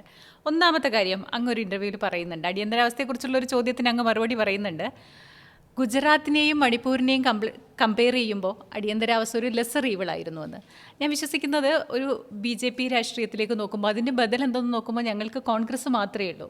വലിയൊരു ഭൂമികയിലാണെങ്കിലും അത് തന്നെയുള്ളൂ. അതിൻ്റെ കേരളത്തിലെ ഘടകത്തിലെ ഏറ്റവും വലിയ നേതാവെന്ന നിലയ്ക്ക് അങ്ങ് ഒരു പ്രതിരോധത്തിൻ്റെ ഭാഗമായിട്ടാണെങ്കിലും അങ്ങയുടെ വിശ്വാസത്തിൻ്റെ ഭാഗമായിട്ടാണെങ്കിലും അങ്ങനെ തന്നെയാണ് പറയേണ്ടത്. അതിനെ ചുറ്റി ചോദിക്കട്ടെ, ഗുജറാത്ത്, മണിപ്പൂർ, ഇതൊക്കെ ഇന്ത്യ എന്നുള്ള ഒരു വികാരത്തിന്, ഒരു ബോധത്തിന് ഏൽപ്പിച്ച ഏറ്റവും വലിയ കോട്ടം എന്താണെന്ന് ചോദിച്ചാൽ എന്തായിരിക്കും മറുപടി? അതെന്താണെന്ന് വെച്ചാൽ, നമ്മളെ ഏറ്റവും വലിയത് മതേതരത്വമാണ്. അതിനാണ് രാഷ്ട്രപിതാവിൻ്റെ ബലി കൊടുത്തത് മതേതരത്വത്തിൻ്റെ ബലിക്കലിലാണ്. ഗുജറാത്തിലുണ്ടായത് വർഗീയ കലാപം തന്നെയല്ലേ. അതിൽ സ്റ്റേറ്റിൻ്റെ പേട്രണേജ് പങ്കാളിത്തം വളരെ വ്യക്തമല്ലേ. പരാതിക്കാരായ ഉദ്യോഗസ്ഥർ അല്ലെങ്കിൽ പരാതിക്കാർക്ക് സഹായം ചെയ്ത ഉദ്യോഗസ്ഥരല്ലേ അവസാനം ജയിലിലടയ്ക്കപ്പെട്ടത്. ന്യൂനപക്ഷ മതവിഭാഗങ്ങൾക്ക് നേരെ ഉണ്ടായ വലിയ ക്രൂരതയല്ലേ, അക്രമമല്ലേ, വംശഹത്യയല്ലേ. മണിപ്പൂർ അതിൻ്റെ മറ്റൊരു പതിപ്പല്ലേ. അപ്പോൾ അതാണ് ഞാൻ കമ്പയർ ചെയ്യാൻ ആഗ്രഹിച്ചത്. പിന്നെ അടിയന്തരാവസ്ഥ എന്ന് പറയുന്നത് നിയമത്തിൻ്റെ ഒരു വ്യവസ്ഥയാണ്, ഭരണഘടനയിൽ പറയുന്ന ഒരു വ്യവസ്ഥയാണ്. അതിനെ പിൻവലിച്ചതും കോൺഗ്രസ് തന്നെയാണ്. എ കെ ആൻ്റണിയാണ് അന്ന് ഗോഹട്ടി AICCയിൽ ജനാധിപത്യം ഏറ്റവും പരമപ്രധാനമാണ് എന്ന് പറഞ്ഞത്. കോൺഗ്രസിൻ്റെ ഗവൺമെൻറ് തന്നെയാണ് അതിന് പിൻവലിച്ചുകൊണ്ടും ഓർഡർ ഇട്ടത്. എങ്കിൽ പോലും അതിൻ്റെ അകത്ത് പൗരാവകാശങ്ങളുടെ നിയന്ത്രണം, പൂർണ്ണമായ ധ്വംസനമല്ല, നിയന്ത്രണം ഏർപ്പെടുത്തിയതുപോലും ഉന്നത ജനാധിപത്യത്തിന് അത് ഒഴിവാക്കാവുന്നതായിരുന്നു. പക്ഷേ സാഹചര്യങ്ങളാണ് അതിലേക്ക് എത്തിയിട്ടുള്ളത്. അതും വർഗീയ വംശഹത്യയും രണ്ടും രണ്ടാണ്. സർ, അതിൻ്റെ ഒരു തുടർച്ച പോലെ ചോദിക്കട്ടെ. കേരളത്തിൽ ഒരു കോർപ്പറേഷനിൽ, അത് തിരുവനന്തപുരം പോലുള്ള ഒരു കോർപ്പറേഷനിൽ BJP അധികാരത്തിൽ വന്നിരിക്കുന്ന ഒരു സാഹചര്യത്തിൽ ഇത് ഏതെങ്കിലും തരത്തിലുള്ള ആശങ്ക ഉണ്ടാക്കുന്നുണ്ടോ? KPCC പ്രസിഡന്റ് എന്ന നിലയ്ക്ക് ഇത് ജാഗ്രതയാണോ, ഭയമാണോ, ഇല്ലെങ്കിൽ എന്താണ് അങ്ങയുടെ ഒരു തോന്നൽ? ഇല്ലില്ല, അതിനെ ഇവിടെ എന്താണ് സത്യത്തിൽ യാഥാർത്ഥ്യം എന്താണ്? തദ്ദേശ തെരഞ്ഞെടുപ്പിൽ LDFന് കോൺഗ്രസ് UDF വരാതിരിക്കാനുള്ള കരുനീക്കങ്ങളാണ് അവരാകെ നടത്തിയത്. ഒരു കാര്യം അധികം പേര് ശ്രദ്ധിക്കാതെ പോയത്, എന്നാൽ ഞാൻ ശ്രദ്ധിച്ച ഒരു കാര്യം, വാർഡ് വിഭജനത്തിൻ്റെയും വോട്ടർ പട്ടികയുടെയും അപാകത അല്ല അശാസ്ത്രീയതയാണ്. അപ്പോൾ തിരുവനന്തപുരത്ത് ഞാൻ പഠിച്ചപ്പോൾ കൃത്യമായിട്ട് ഏത് വാർഡാണെന്ന് എനിക്കറിയില്ല, കോർപ്പറേഷനിൽ UDF ജയിച്ച ചില വാർഡുകളിലെ വോട്ടർമാരുടെ എണ്ണം 18,000. LDF BJP ജയിച്ച വാർഡിലെ വോട്ടർമാരുടെ എണ്ണം 4,000. 18,000 പേർക്ക് UDFൻ്റെ 18,000 പേരെ, അല്ലെങ്കിൽ UDFന് ഭൂരിപക്ഷം കിട്ടുന്ന വോട്ടർമാർ വരുന്ന 18,000 പേരെ ഒരു വാർഡാക്കുന്നു. അവർക്കൊരു പ്രതിനിധിയാണ്. 4,000 പേര് വരുന്ന BJPക്കാരോ LDFകാരോ വരുന്നവർക്ക് ഒരു പ്രതിനിധിയാണ്. അപ്പോൾ ട്രൂ ഡെമോക്രസി അല്ല ഇവിടെ നിഴലിച്ചത്. അതാരാ ഉണ്ടാക്കിയത്? ഡിലിമിറ്റേഷൻ ഗവൺമെൻറ്റിൻ്റെ കമ്മീഷൻ ഉണ്ടെങ്കിലും കമ്മീഷൻ ഇൻഎഫക്റ്റീവായിരുന്നു. കമ്മീഷനെ ഫെയറായിട്ട് ചെയ്തിട്ടില്ല. ഇലക്ഷൻ കഴിഞ്ഞിട്ട് പറഞ്ഞു ഞങ്ങൾ ജയിച്ചെങ്കിൽ പോലും ഫെയർനെസ് ഉണ്ടായിട്ടില്ല, ഒരു കാര്യത്തിൽ പോലും നീതി കിട്ടിയിട്ടില്ല. വ്യക്തിപരമായിട്ട് അദ്ദേഹം നല്ല സുഹൃത്താണ്, പക്ഷേ ഫെയർനെസ് നിഷേധിക്കുന്ന നിലപാടാണ് ഉണ്ടായത്. അപ്പോൾ ഇലക്ഷനിൽ BJP വളർന്നിട്ടില്ല. ഞങ്ങളാണ് 6 കോർപ്പറേഷനുകളിൽ 4 ഭരിക്കുന്ന ഞങ്ങളാണ്. എല്ലാ തദ്ദേശ സ്ഥാപനങ്ങളിലും, അത് ഗ്രാമപഞ്ചായത്ത് എടുത്താൽ vast majority, block panchayat majority, municipality majority, ജില്ലാ പഞ്ചായത്തിൽ ഈ വൈകൃതങ്ങളെല്ലാം കാട്ടിയിട്ടും തുല്യം. തിരുവനന്തപുരത്ത് ഇപ്പോൾ എന്താ, ഒരു സീറ്റിൻ്റെ വ്യത്യാസമാണ്. ഈ അശാസ്ത്രീയതയൊക്കെ നടത്തിയിട്ട് ഒരു സീറ്റിൻ്റെ വ്യത്യാസമാണ്, ചെറിയ വോട്ടിൻ്റെ വ്യത്യാസമാണ്. വോട്ടെടുത്താൽ ഞങ്ങൾക്കാണ് കൂടുതൽ പല ജില്ലകളിലും. അപ്പോൾ BJP തിരുവനന്തപുരത്ത് ഭരിക്കുന്നു എങ്കിൽ പോലും അവർക്ക് വളർച്ചയല്ല തളർച്ചയാണുണ്ട്. അപ്പോൾ അടുത്ത നിയമസഭാ തെരഞ്ഞെടുപ്പിൽ BJP ഏതെങ്കിലും തരത്തിൽ കോൺഗ്രസിനെ ആശങ്കപ്പെടുത്തുന്നുണ്ട്? ഇല്ലില്ല, ഞങ്ങൾ ശക്തമായി UDF ശക്തമായിട്ട് നിയമസഭാ തെരഞ്ഞെടുപ്പിൽ ഞങ്ങൾ വിചാരിച്ച 100ൻ്റെ മുകളിലേക്ക് തന്നെ പോകുന്ന രാഷ്ട്രീയ നീക്കങ്ങളാണ് നടന്നുകൊണ്ടിരിക്കുന്നത്. അതുപോലെ തന്നെ ഗവേണൻസിലൊരു കാര്യം ചോദിക്കാനുള്ളത്, ഈ LDFൻ്റെ ഒരു, അല്ലെങ്കിൽ ഇടതിൻ്റെ ഒരു രീതി എന്ന് പറയുന്നത് പൊതുഭരണവും ജനങ്ങളും തമ്മിലുള്ള ഒരു അകലമാണെന്ന് പറയുകയും ഉമ്മൻചാണ്ടിയുടെ ഒരു രീതി ഏറ്റവും അടുത്തേക്ക് മനുഷ്യരെ ചുറ്റും ചേർത്ത് നിർത്തുകയുമാണെന്ന് വിശ്വസിക്കുന്ന ഒരുപാട് പേരുണ്ട്. കോൺഗ്രസിൻ്റെ ഇനി വരാൻ പോകുന്ന ഒരു കോൺഗ്രസ് അധികാരത്തിലാണെങ്കിൽ അവരുടെ ഒരു പൊതുഭരണത്തിൻ്റെ രീതി അകലത്തിൻ്റേതായിരിക്കും, അടുപ്പത്തിൻ്റേതായിരിക്കും? ഉമ്മൻചാണ്ടിയുടെ ശൈലി വേറെ ആർക്കും അനുകരിക്കാൻ എളുപ്പമല്ല. അത്ര ഹാർഡ് വർക്കിംഗ് ആണ് ഉമ്മൻചാണ്ടിയുടെ രീതി. നമുക്കൊന്നും അത് അനുകരിക്കാൻ കഴിയുമെന്ന് എനിക്ക് തോന്നുന്നില്ല. എന്നാൽ പിണറായിയുടെ രീതി തീർത്തും അനുകരണീയമല്ല. അപ്പം അതിൻ്റേതായ മാറ്റങ്ങളുണ്ടാകണം. അങ്ങൊരു ഉപദേശം കൊടുക്കുകയാണെങ്കിൽ അടുത്തൊരു മുഖ്യമന്ത്രിയായി വരുന്ന വ്യക്തിയോട് എന്തായിരിക്കും പറയാൻ പോകുന്നത്? ജനങ്ങളുമായി എവിടെ നിൽക്കണമെന്നായിരിക്കും? ഞാനൊന്ന് സത്യസന്ധമായിരിക്കണം, ഫെയർ ആയിരിക്കണം, എല്ലാ ജനവിഭാഗങ്ങൾക്കും തുല്യ പരിഗണന കൊടുക്കണം. തീരുമാനങ്ങളിൽ രാഷ്ട്രീയം വരാം, പക്ഷേ ജനങ്ങളുടെ നീതി, അവർക്ക് അർഹതപ്പെട്ട നീതി രാഷ്ട്രീയ അടിസ്ഥാനത്തിൽ നിഷേധിക്കപ്പെടരുത്. ആഭ്യന്തര വകുപ്പ് നേരത്തെ പറഞ്ഞില്ലേ, അത് തികച്ചും നിഷ്പക്ഷവും നീതിപൂർവമായിട്ട് തന്നെ. സർ, അതുപോലെ തന്നെയാണ് ഒരു മുതിർന്ന നേതാവിനെ കിട്ടുമ്പോൾ ചോദിക്കാനുള്ളത്. എല്ലാവരും മനുഷ്യരാണ്, ഹ്യൂമൻ എറേഴ്സൊക്കെ എല്ലാവർക്കും ഉണ്ടാവും. പൊതുപ്രവർത്തകർ സാധാരണ മനുഷ്യരെക്കാൾ ഒരു മനുഷ്യ സഹജമായ വാസനകളിൽ നിന്നോ അല്ലെങ്കിൽ ചില ചാബല്യങ്ങളിൽ നിന്നോ ഒക്കെ എവിടെ മുകളിലേക്ക് നിൽക്കണം, എവിടെയായിരിക്കണം ജാഗ്രത പുലർത്തേണ്ടത്? ഞാൻ നേരത്തെ പറഞ്ഞ പോലെയാണ്, സിനിമാ താരത്തെ കാണുന്ന പോലെയല്ല രാഷ്ട്രീയ പ്രവർത്തകരെ കാണുന്നത്. സിനിമാ താരത്തെ നമ്മൾ സിനിമ കണ്ടില്ലെങ്കിലും ആ താരത്തിന് മൂല്യം ഉണ്ടാവും. രാഷ്ട്രീയ പ്രവർത്തകർക്ക് ജനങ്ങൾ വോട്ട് ചെയ്തില്ലെങ്കിൽ ജയിക്കില്ലല്ലോ. അപ്പം ജനങ്ങളുടെ ജഡ്ജ്മെൻറ്റിന് വിധേയരാണ്, വിധികർത്താക്കളും ജനങ്ങളാണ്. അവരുടെ പ്രതീക്ഷയ്ക്കനുസരിച്ച് ഉയരാൻ, വളരാൻ, നിയന്ത്രണ വിധേയരാകാൻ പൊതുപ്രവർത്തകർ ബാധ്യസ്ഥരാണ്. അത് ജനാധിപത്യത്തിൻ്റെ ഒരു സവിശേഷതയാണ്, നേരത്തെ പറഞ്ഞതുപോലെ. അപ്പോൾ കൂടുതൽ ജാഗ്രത പാലിക്കാൻ നിർബന്ധിതരാണ്. ഒരു വ്യക്തി എന്ന നിലയിൽ നിയന്ത്രണങ്ങൾ ആവശ്യമുണ്ട്, കൂടുതൽ ആവശ്യമാണ്. അതുപോലെ തന്നെ അങ്ങ് പറഞ്ഞിട്ടുണ്ട്, ഞാൻ 10 വാടക വീടുകളിലായിരുന്നു, പിന്നെ 3 വീടുകൾ, അത് വിൽക്കേണ്ടിയൊക്കെ വന്നത് മോളുടെ പഠനം, വിവാഹം, ഇതൊക്കെ ബന്ധപ്പെട്ടിട്ടാണെന്ന്. അപ്പോൾ ഈ പാർലമെൻ്ററി ജനാധിപത്യത്തിലേക്ക് വരുമ്പോൾ ഈ പണം അല്ലെങ്കിൽ ഫിനാൻഷ്യൽ മാനേജ്മെൻറ്റ് ഒരു രാഷ്ട്രീയക്കാരന് എത്ര ആവശ്യമുണ്ട്? എങ്ങനെയാണ് അതിനെ ഡീൽ ചെയ്തിരിക്കുന്നത്? അതിപ്പം എന്താ വെച്ച് കഴിഞ്ഞാൽ, രാഷ്ട്രീയ പ്രവർത്തകർ പണ്ട് ഒരുപാട് ത്യാഗം സഹിച്ചവരുണ്ട്, ഒരുപാട് ത്യാഗം സഹിച്ച MLA ഒക്കെ ആയിട്ടും വീടില്ലാത്തവരുണ്ട്. ഇപ്പോൾ കുറച്ചും കൂടെ കാര്യങ്ങൾ മാറി. കാരണം നമ്മളെ കുടുംബത്തിലെ ആളുകൾക്ക് ജോലി ഉണ്ടാവും, മക്കൾക്ക് ജോലി ഉണ്ടാവും. പഠിപ്പിക്കുന്ന കാലത്തും അവരുടെ ജോലി വരെയുള്ള കാലത്തും നമ്മളെ പ്രയാസങ്ങളുണ്ടാവും. ഇനീഷ്യൽ സ്റ്റേജിൽ പ്രയാസങ്ങളുണ്ടാവും. പിന്നീട് അതൊക്കെ പരിഹരിച്ചു പോകുന്നു. പക്ഷേ പണം സമ്പാദന ആയിരിക്കരുത് രാഷ്ട്രീയ പ്രവർത്തകരുടെ ലക്ഷ്യം. ലളിത ജീവിതം നമ്മൾ ഏറ്റവും നടപ്പിലാക്കേണ്ട ഒരു കാര്യം തന്നെയാണ്. എന്നോർത്ത് ജീവിത സാഹചര്യങ്ങളിൽ ആവശ്യങ്ങളൊന്നും വേണ്ടെന്ന് ചെയ്യാൻ പറ്റില്ല. കാരണം നമുക്ക് യാത്ര ചെയ്യണം, വീട് വേണം, യാത്ര ചെയ്യണം, ഫോൺ വേണം, കാറ് വേണം. പിന്നെ ഒരു മനുഷ്യന് ആവശ്യമുള്ള സാഹചര്യങ്ങളെല്ലാം. ലക്സൂറിയസ് ലൈഫ്, ആഡംബര ജീവിതം കഴിയുന്നത്ര ഒഴിവാക്കുക. ഇത് തന്നെയായിരിക്കും ചെറുപ്പക്കാരോട് പറയുന്നത്? എന്തായിരിക്കും അവർക്ക് പറഞ്ഞു കൊടുക്കുക? കാരണം ഈ ചെറുപ്പക്കാരുടെ ഒരു പ്രത്യേകത, ഇവരൊക്കെ മറ്റൊരു മേഖലയിൽ പോയിരുന്നെങ്കിൽ ഫ്ലറിഷ് ചെയ്യാനും നല്ല ഉദ്യോഗത്തിൽ ഇരിക്കാനും ഒക്കെ അർഹതപ്പെട്ടവരായിരിക്കും. ഒരു കാര്യമുണ്ട്, ഇപ്പം എനിക്ക് വ്യക്തമായിട്ടറിയാം, രാഷ്ട്രീയ പ്രവർത്തകനല്ല, ഞാനൊരു അഭിഭാഷകനാണെങ്കിൽ ഇന്ന് ജീവിക്കുന്നതിനേക്കാളും ഞാൻ ഒരു ഘട്ടത്തിൽ MLA-മാരുടെ ശമ്പളം കൂട്ടുന്ന കാര്യം ഉമ്മൻചാണ്ടി ഗവൺമെൻറ് ആലോചിച്ചപ്പോൾ എന്നോട് പറഞ്ഞു, വക്കീലെ നിങ്ങൾ പറയാൻ പറഞ്ഞു. ഞാനന്ന് ആദ്യത്തെ ടൈം MLA ആണെങ്കിൽ പോലും ജൂനിയർ ആയിട്ടുള്ള MLA-മാരും കുറച്ച് പേര് എന്നോട് പറഞ്ഞു. അപ്പം ഞാൻ ഉമ്മൻചാണ്ടിയും രമേശ് ചെന്നിത്തലയും ഉള്ളപ്പോൾ ഞാൻ പറഞ്ഞു, ഞാൻ MLA അല്ലെങ്കിൽ I could have lived in a better house, I could have travelled in a better car. അഭിഭാഷക വൃത്തി കൊണ്ട് എനിക്ക് സാധിക്കുന്നതിൻ്റെ ഒരു ധാരണയുണ്ട്. ഇതിനേക്കാൾ നല്ല മോശമല്ലാത്ത വീട്ടിലിപ്പോൾ ഞാൻ താമസിക്കുന്നു. മോശമല്ലാത്ത ഒരു പഴയ കാറാണെങ്കിൽ കാറിൽ, ഒരു എയർ കണ്ടീഷൻ കാറിൽ ഞാൻ യാത്ര ചെയ്യുന്നു. പക്ഷേ ഞാൻ MLA അല്ലെങ്കിൽ I could have travelled in a better car.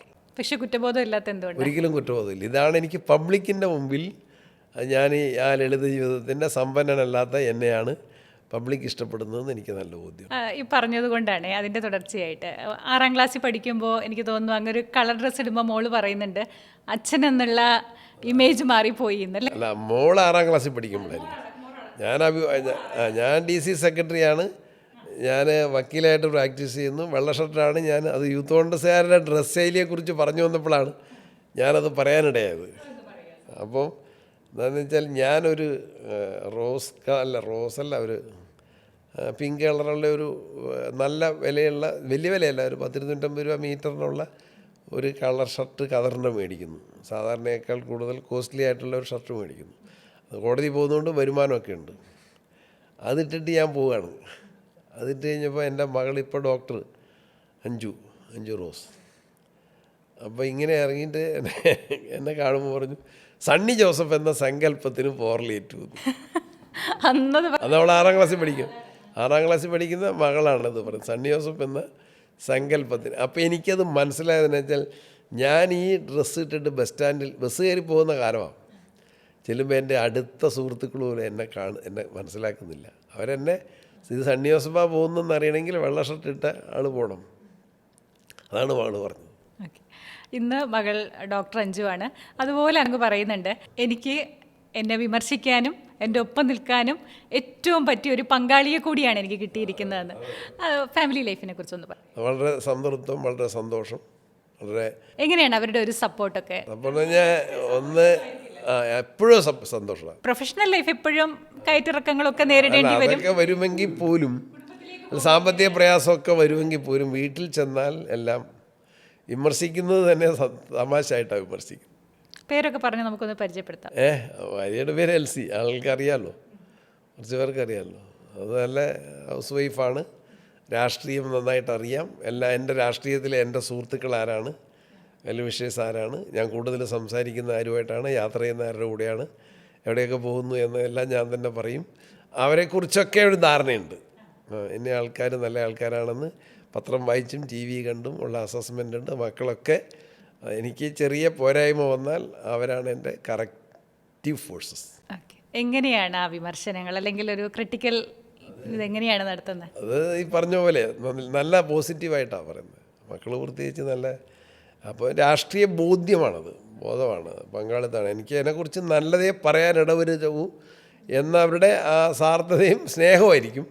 അപ്പോൾ എന്തെങ്കിലും ഏറെ തെറ്റ് വന്നാൽ ഡാഡി ഇങ്ങനെ ശ്രദ്ധിക്കണമായിരുന്നു എന്നവർ ഇങ്ങനെ പറയണമായിരുന്നു, അല്ലെങ്കിൽ എന്നതുപോലെയാണെന്ന് നല്ല അസസ്മെൻറ്റ്. അങ്ങനെ ഒരു ഓർമ്മയുണ്ടോ ഏതെങ്കിലും അവർ പറഞ്ഞതോ അങ്ങനെ പറയാൻ? അതിപ്പം പല കാര്യത്തിലും ഇടയ്ക്ക് വരും. സുഹൃത്തുക്കളെക്കുറിച്ചൊക്കെയുള്ള അസസ്മെൻറ്റും ഒക്കെ പറയും, നിലപാടുകളെക്കുറിച്ച് പറയും.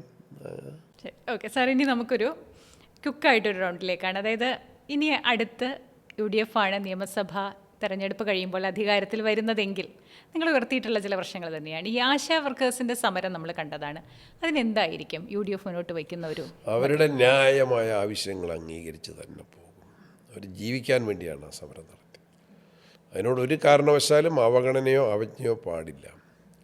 ഒരു സ്ഥലത്ത് അവർ ഈ ആവശ്യങ്ങളോട് ഗവൺമെൻറ് മുഖം തിരിഞ്ഞ് നിൽക്കുന്നു. പബ്ലിക് സർവീസ് കമ്മീഷൻ്റെ ചെയർമാന് 4,10,000 ശമ്പളം വർദ്ധിപ്പിച്ചു കൊടുക്കുന്നു. ഇനി എന്ത് ന്യായീകരണമുള്ളേ? ജീവിക്കുന്നതിന് വേണ്ടി നടത്തുന്ന ജോലിക്ക് മെച്ചപ്പെട്ട വേതനം കൊടുക്കണം, പരിഗണന കൊടുക്കണം എന്ന് തന്നെ ഞങ്ങൾ കാണുന്നത്.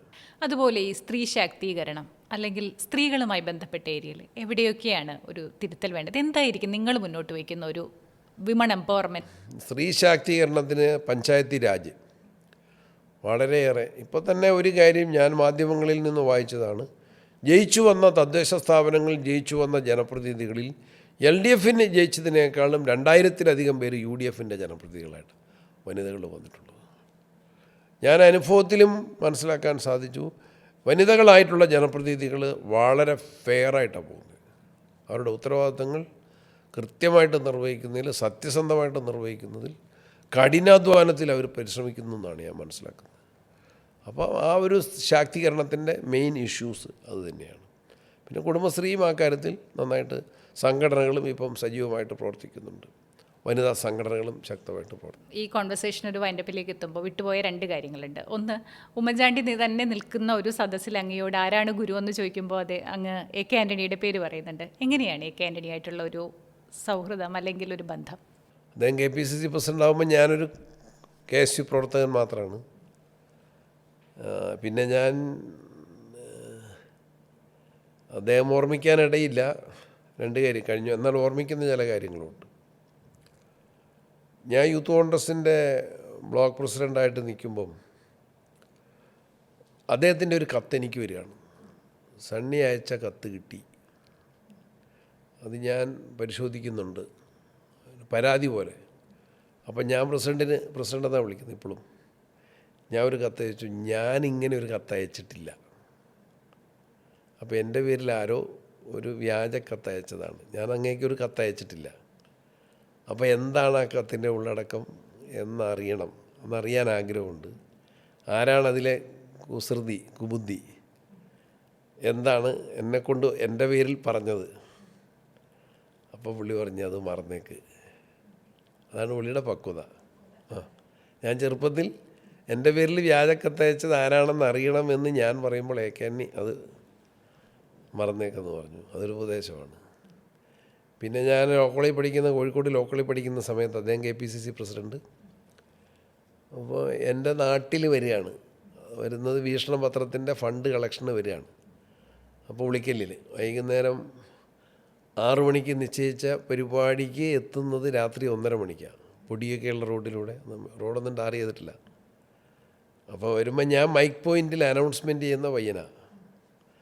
അപ്പോൾ ഞാൻ വിളിച്ചു കൊടുക്കുന്ന മുദ്രാവാക്യമാണ് നട്ടപ്പാതിര നേരത്തും AK ആന്റണി മുന്നോട്ട് അന്ന് വിളിച്ച മുദ്രാവാക്യമാണ്. അപ്പോൾ അത് പുള്ളിക്കും കൂടെ ഉണ്ടായിരുന്നവർക്ക് അത് ഇഷ്ടപ്പെട്ടു. ആ മുദ്രാവാക്യം നട്ടപ്പാതിരയാണല്ലോ 1:30 മണി, നട്ടപ്പാതിര നേരത്തും AK ആന്റണി മുന്നോട്ടെന്നാണ് എൻ്റെ മുദ്രാവാക്യം.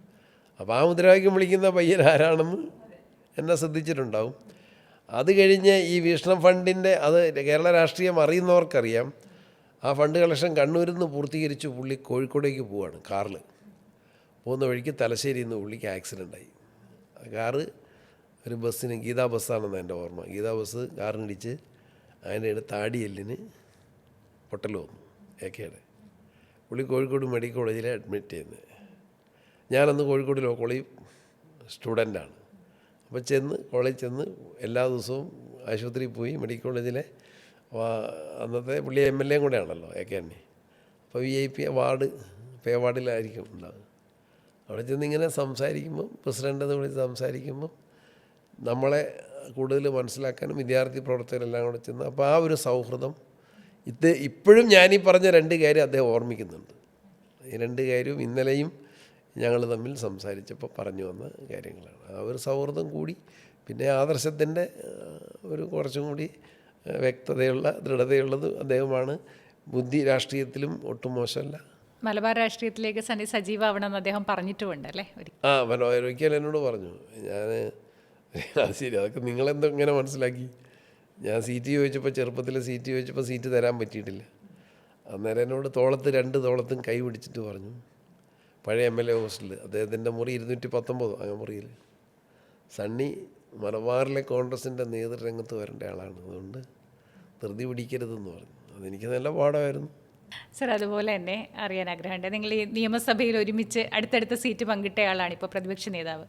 VD സതീശനുമായിട്ടുള്ള ബന്ധം എങ്ങനെയാണ്? അത് ഞങ്ങൾ കഴിഞ്ഞ ടൈമിൽ രമേശ് ചെന്നിത്തല പ്രതിപക്ഷ നേതാവായിരിക്കുന്ന 1ാം പിണറായി സർക്കാരിൻ്റെ കാലത്ത് അങ്ങനെയോ ഈ സീറ്റ് അലോക്കേഷനിൽ വന്നപ്പം, പാർട്ടിയാണ് സീറ്റ് അലോക്കേറ്റ് ചെയ്യുന്നത്, ഞങ്ങൾക്ക് 2 കൂടെ ഒരു അടുത്തടുത്ത സീറ്റാണ് കിട്ടിയത്. അപ്പം പുള്ളി നല്ല വായനാശീലമുള്ളയാൾ, രാഷ്ട്രീയത്തിൽ സംസാരിക്കുന്നു, നന്നായിട്ട് അസംബ്ലിയിൽ പെർഫോം ചെയ്യുന്നു. എനിക്ക് രാഷ്ട്രീയത്തിലുള്ള എൻ്റെ ഞങ്ങളെ സൗഹൃദം, സംഭാഷണം ശക്തിപ്പെട്ടു വരുമ്പം പുള്ളിയെ കുറേ കൂടി പ്രൊമോട്ട് ചെയ്യപ്പെടേണ്ട ആളാണെന്ന് ഞാൻ അങ്ങോട്ട് പറയുന്നു. എന്നോട് വക്കീൽ കുറച്ചും കൂടി ഉയർന്നു വരണം സ്ഥാനങ്ങൾ കൊണ്ട് എന്നോട്, KPCC ഭാരവാഹിയാകേണ്ട ആളാണെന്ന് എന്നോട് ഇങ്ങോട്ടും, നിങ്ങൾ മന്ത്രിയാകേണ്ട ആളായിരുന്നെന്ന് ഞാൻ അങ്ങോട്ടും പരസ്പരം അസസ് ചെയ്ത് പറയുന്നു. നല്ല സൗഹൃദം. 2ാമത്തെ ഗവൺമെൻറ്റിൽ ഞങ്ങൾ പ്രതിപക്ഷത്ത് വന്നപ്പോൾ, 2ാം പിണറായിയുടെ കാലത്ത് പ്രതിപക്ഷത്ത് വന്നപ്പം പ്രതിപക്ഷ നേതാവായിട്ട് സതീശൻ്റെ പേര് ആദ്യമായിട്ട് ഓപ്പണായി പറയുന്നത് ഞാനാണ്.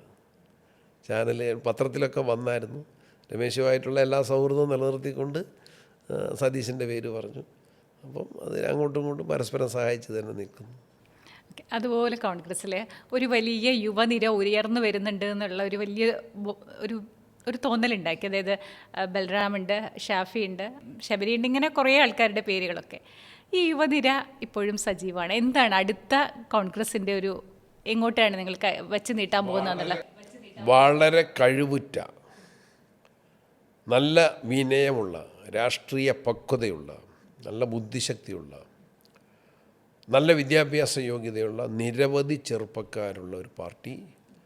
ഏറ്റവും ആ കാര്യത്തിൽ കോൺഗ്രസ്സാണ് മാർക്കിട്ടാൽ. ഇപ്പം പറഞ്ഞ ഷാഫി, അതുപോലെ തന്നെ ഇപ്പം ഐബീഡൻ, റോജി ജോൺ, ബൽറാം, അങ്ങനെയുള്ള ഒരുപാട് ആളുകൾ, പേര് ഞാൻ മുഴുവൻ പേരുടെയും, സിദ്ദിഖ്, ഒരുപാട് ആളുകൾ. ഇപ്പോൾ ശബരിയുടെ പേര് പറഞ്ഞു, ശബരിനാഥ്, ഇപ്പോൾ തന്നെ അബിൻ വർക്കി, പുതിയ ഒരുപാട് അത്തരത്തിലുള്ള ക്വാളിറ്റിയുള്ള, ഇപ്പം ചാനലുകളിലാണെങ്കിലും പൊതുവേദികളിലാണെങ്കിലും രാഷ്ട്രീയം പഠിച്ച് നന്നായിട്ട് സംവദിക്കാൻ കഴിയുന്ന ആളുകൾ, പാർട്ടിയെ നന്നായിട്ട് ഡിഫെൻഡ് ചെയ്യാൻ സാധിക്കുന്ന ആളുകൾ, വിനയത്തോടെ എല്ലാവരോടും സംസാരിക്കുന്ന ആളുകൾ ഒരുപാട് പേരുണ്ട്. ഇലക്ഷനിൽ ജയസാധ്യതയുള്ള നല്ല സ്ഥാനാർത്ഥികളുമുണ്ട്. യുവനിരയിൽ കോൺഗ്രസ് തന്നെയാണ് തിളങ്ങി നിൽക്കുന്നത് എല്ലാ കാലത്തും. നേരത്തെ പറഞ്ഞ AK ആന്റണി, വയലാർ രവി, ഉമ്മൻചാണ്ടി കാലഘട്ടം പോലെ തന്നെ കോൺഗ്രസ്സിന് ഇപ്പോഴും തിളക്കമാർന്നൊരു യുവജന നിരയുണ്ട്. അപ്പോൾ മുന്നോട്ട് നോക്കുമ്പോൾ ഉള്ള പ്രതീക്ഷകൾ, ഇല്ലെങ്കിൽ ഒരു വിഷൻ, ഞാൻ അങ്ങോട്ട് ആവശ്യപ്പെടുകയാണ്, ഒരു വിഷൻ 2030 പറയൂ എന്ന് പറഞ്ഞാൽ എങ്ങനെയാവും കേരളം, കോൺഗ്രസ് രാഷ്ട്രീയം, ഇതിനെയൊക്കെ അങ്ങ് എങ്ങനെയാണ് കാണുന്നത്? ഞങ്ങൾ ഡൽഹിയിൽ 2 പ്രാവശ്യം ചെന്നപ്പോഴും രാഹുൽ ഗാന്ധി പറഞ്ഞു, കേരളത്തിലെ ജനങ്ങൾ ഒരു മെച്ചപ്പെട്ട ഭരണം ആഗ്രഹിക്കുന്നു, അതിനുള്ള അർഹത അവർക്കുണ്ട്, അത് കൊടുക്കാനുള്ള ഉത്തരവാദിത്വം നിങ്ങൾക്കുണ്ടെന്ന് പറഞ്ഞു ഞങ്ങളോട്. അതാണ് ഞാൻ ഒരു മെയിനായിട്ട് എൻ്റെ മനസ്സിൽ നിൽക്കുന്ന ഒരു കാര്യം. കേരളത്തിലെ ജനങ്ങൾ മെച്ചപ്പെട്ട ഒരു ഭരണം ആഗ്രഹിക്കുന്നു, അതിനുള്ള അർഹത അവർക്കുണ്ട്, അത് കൊടുക്കാനുള്ള ഉത്തരവാദിത്വം ഞങ്ങൾക്കുണ്ട് എന്ന് ഞങ്ങൾ വിശ്വസിക്കും.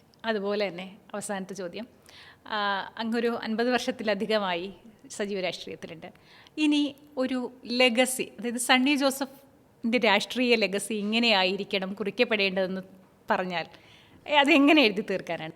അത് മറ്റുള്ളവർ തീരുമാനിച്ചോട്ടെ. അത് വ്യക്തിപരമായി ആലോചിക്കുമ്പോൾ എങ്ങനെയുള്ളൊരു രാഷ്ട്രീയക്കാരനായിരുന്നു ഞാൻ? അതിപ്പോൾ എല്ലാവരും എന്നോട് പറയുന്നൊരു ശാന്തൻ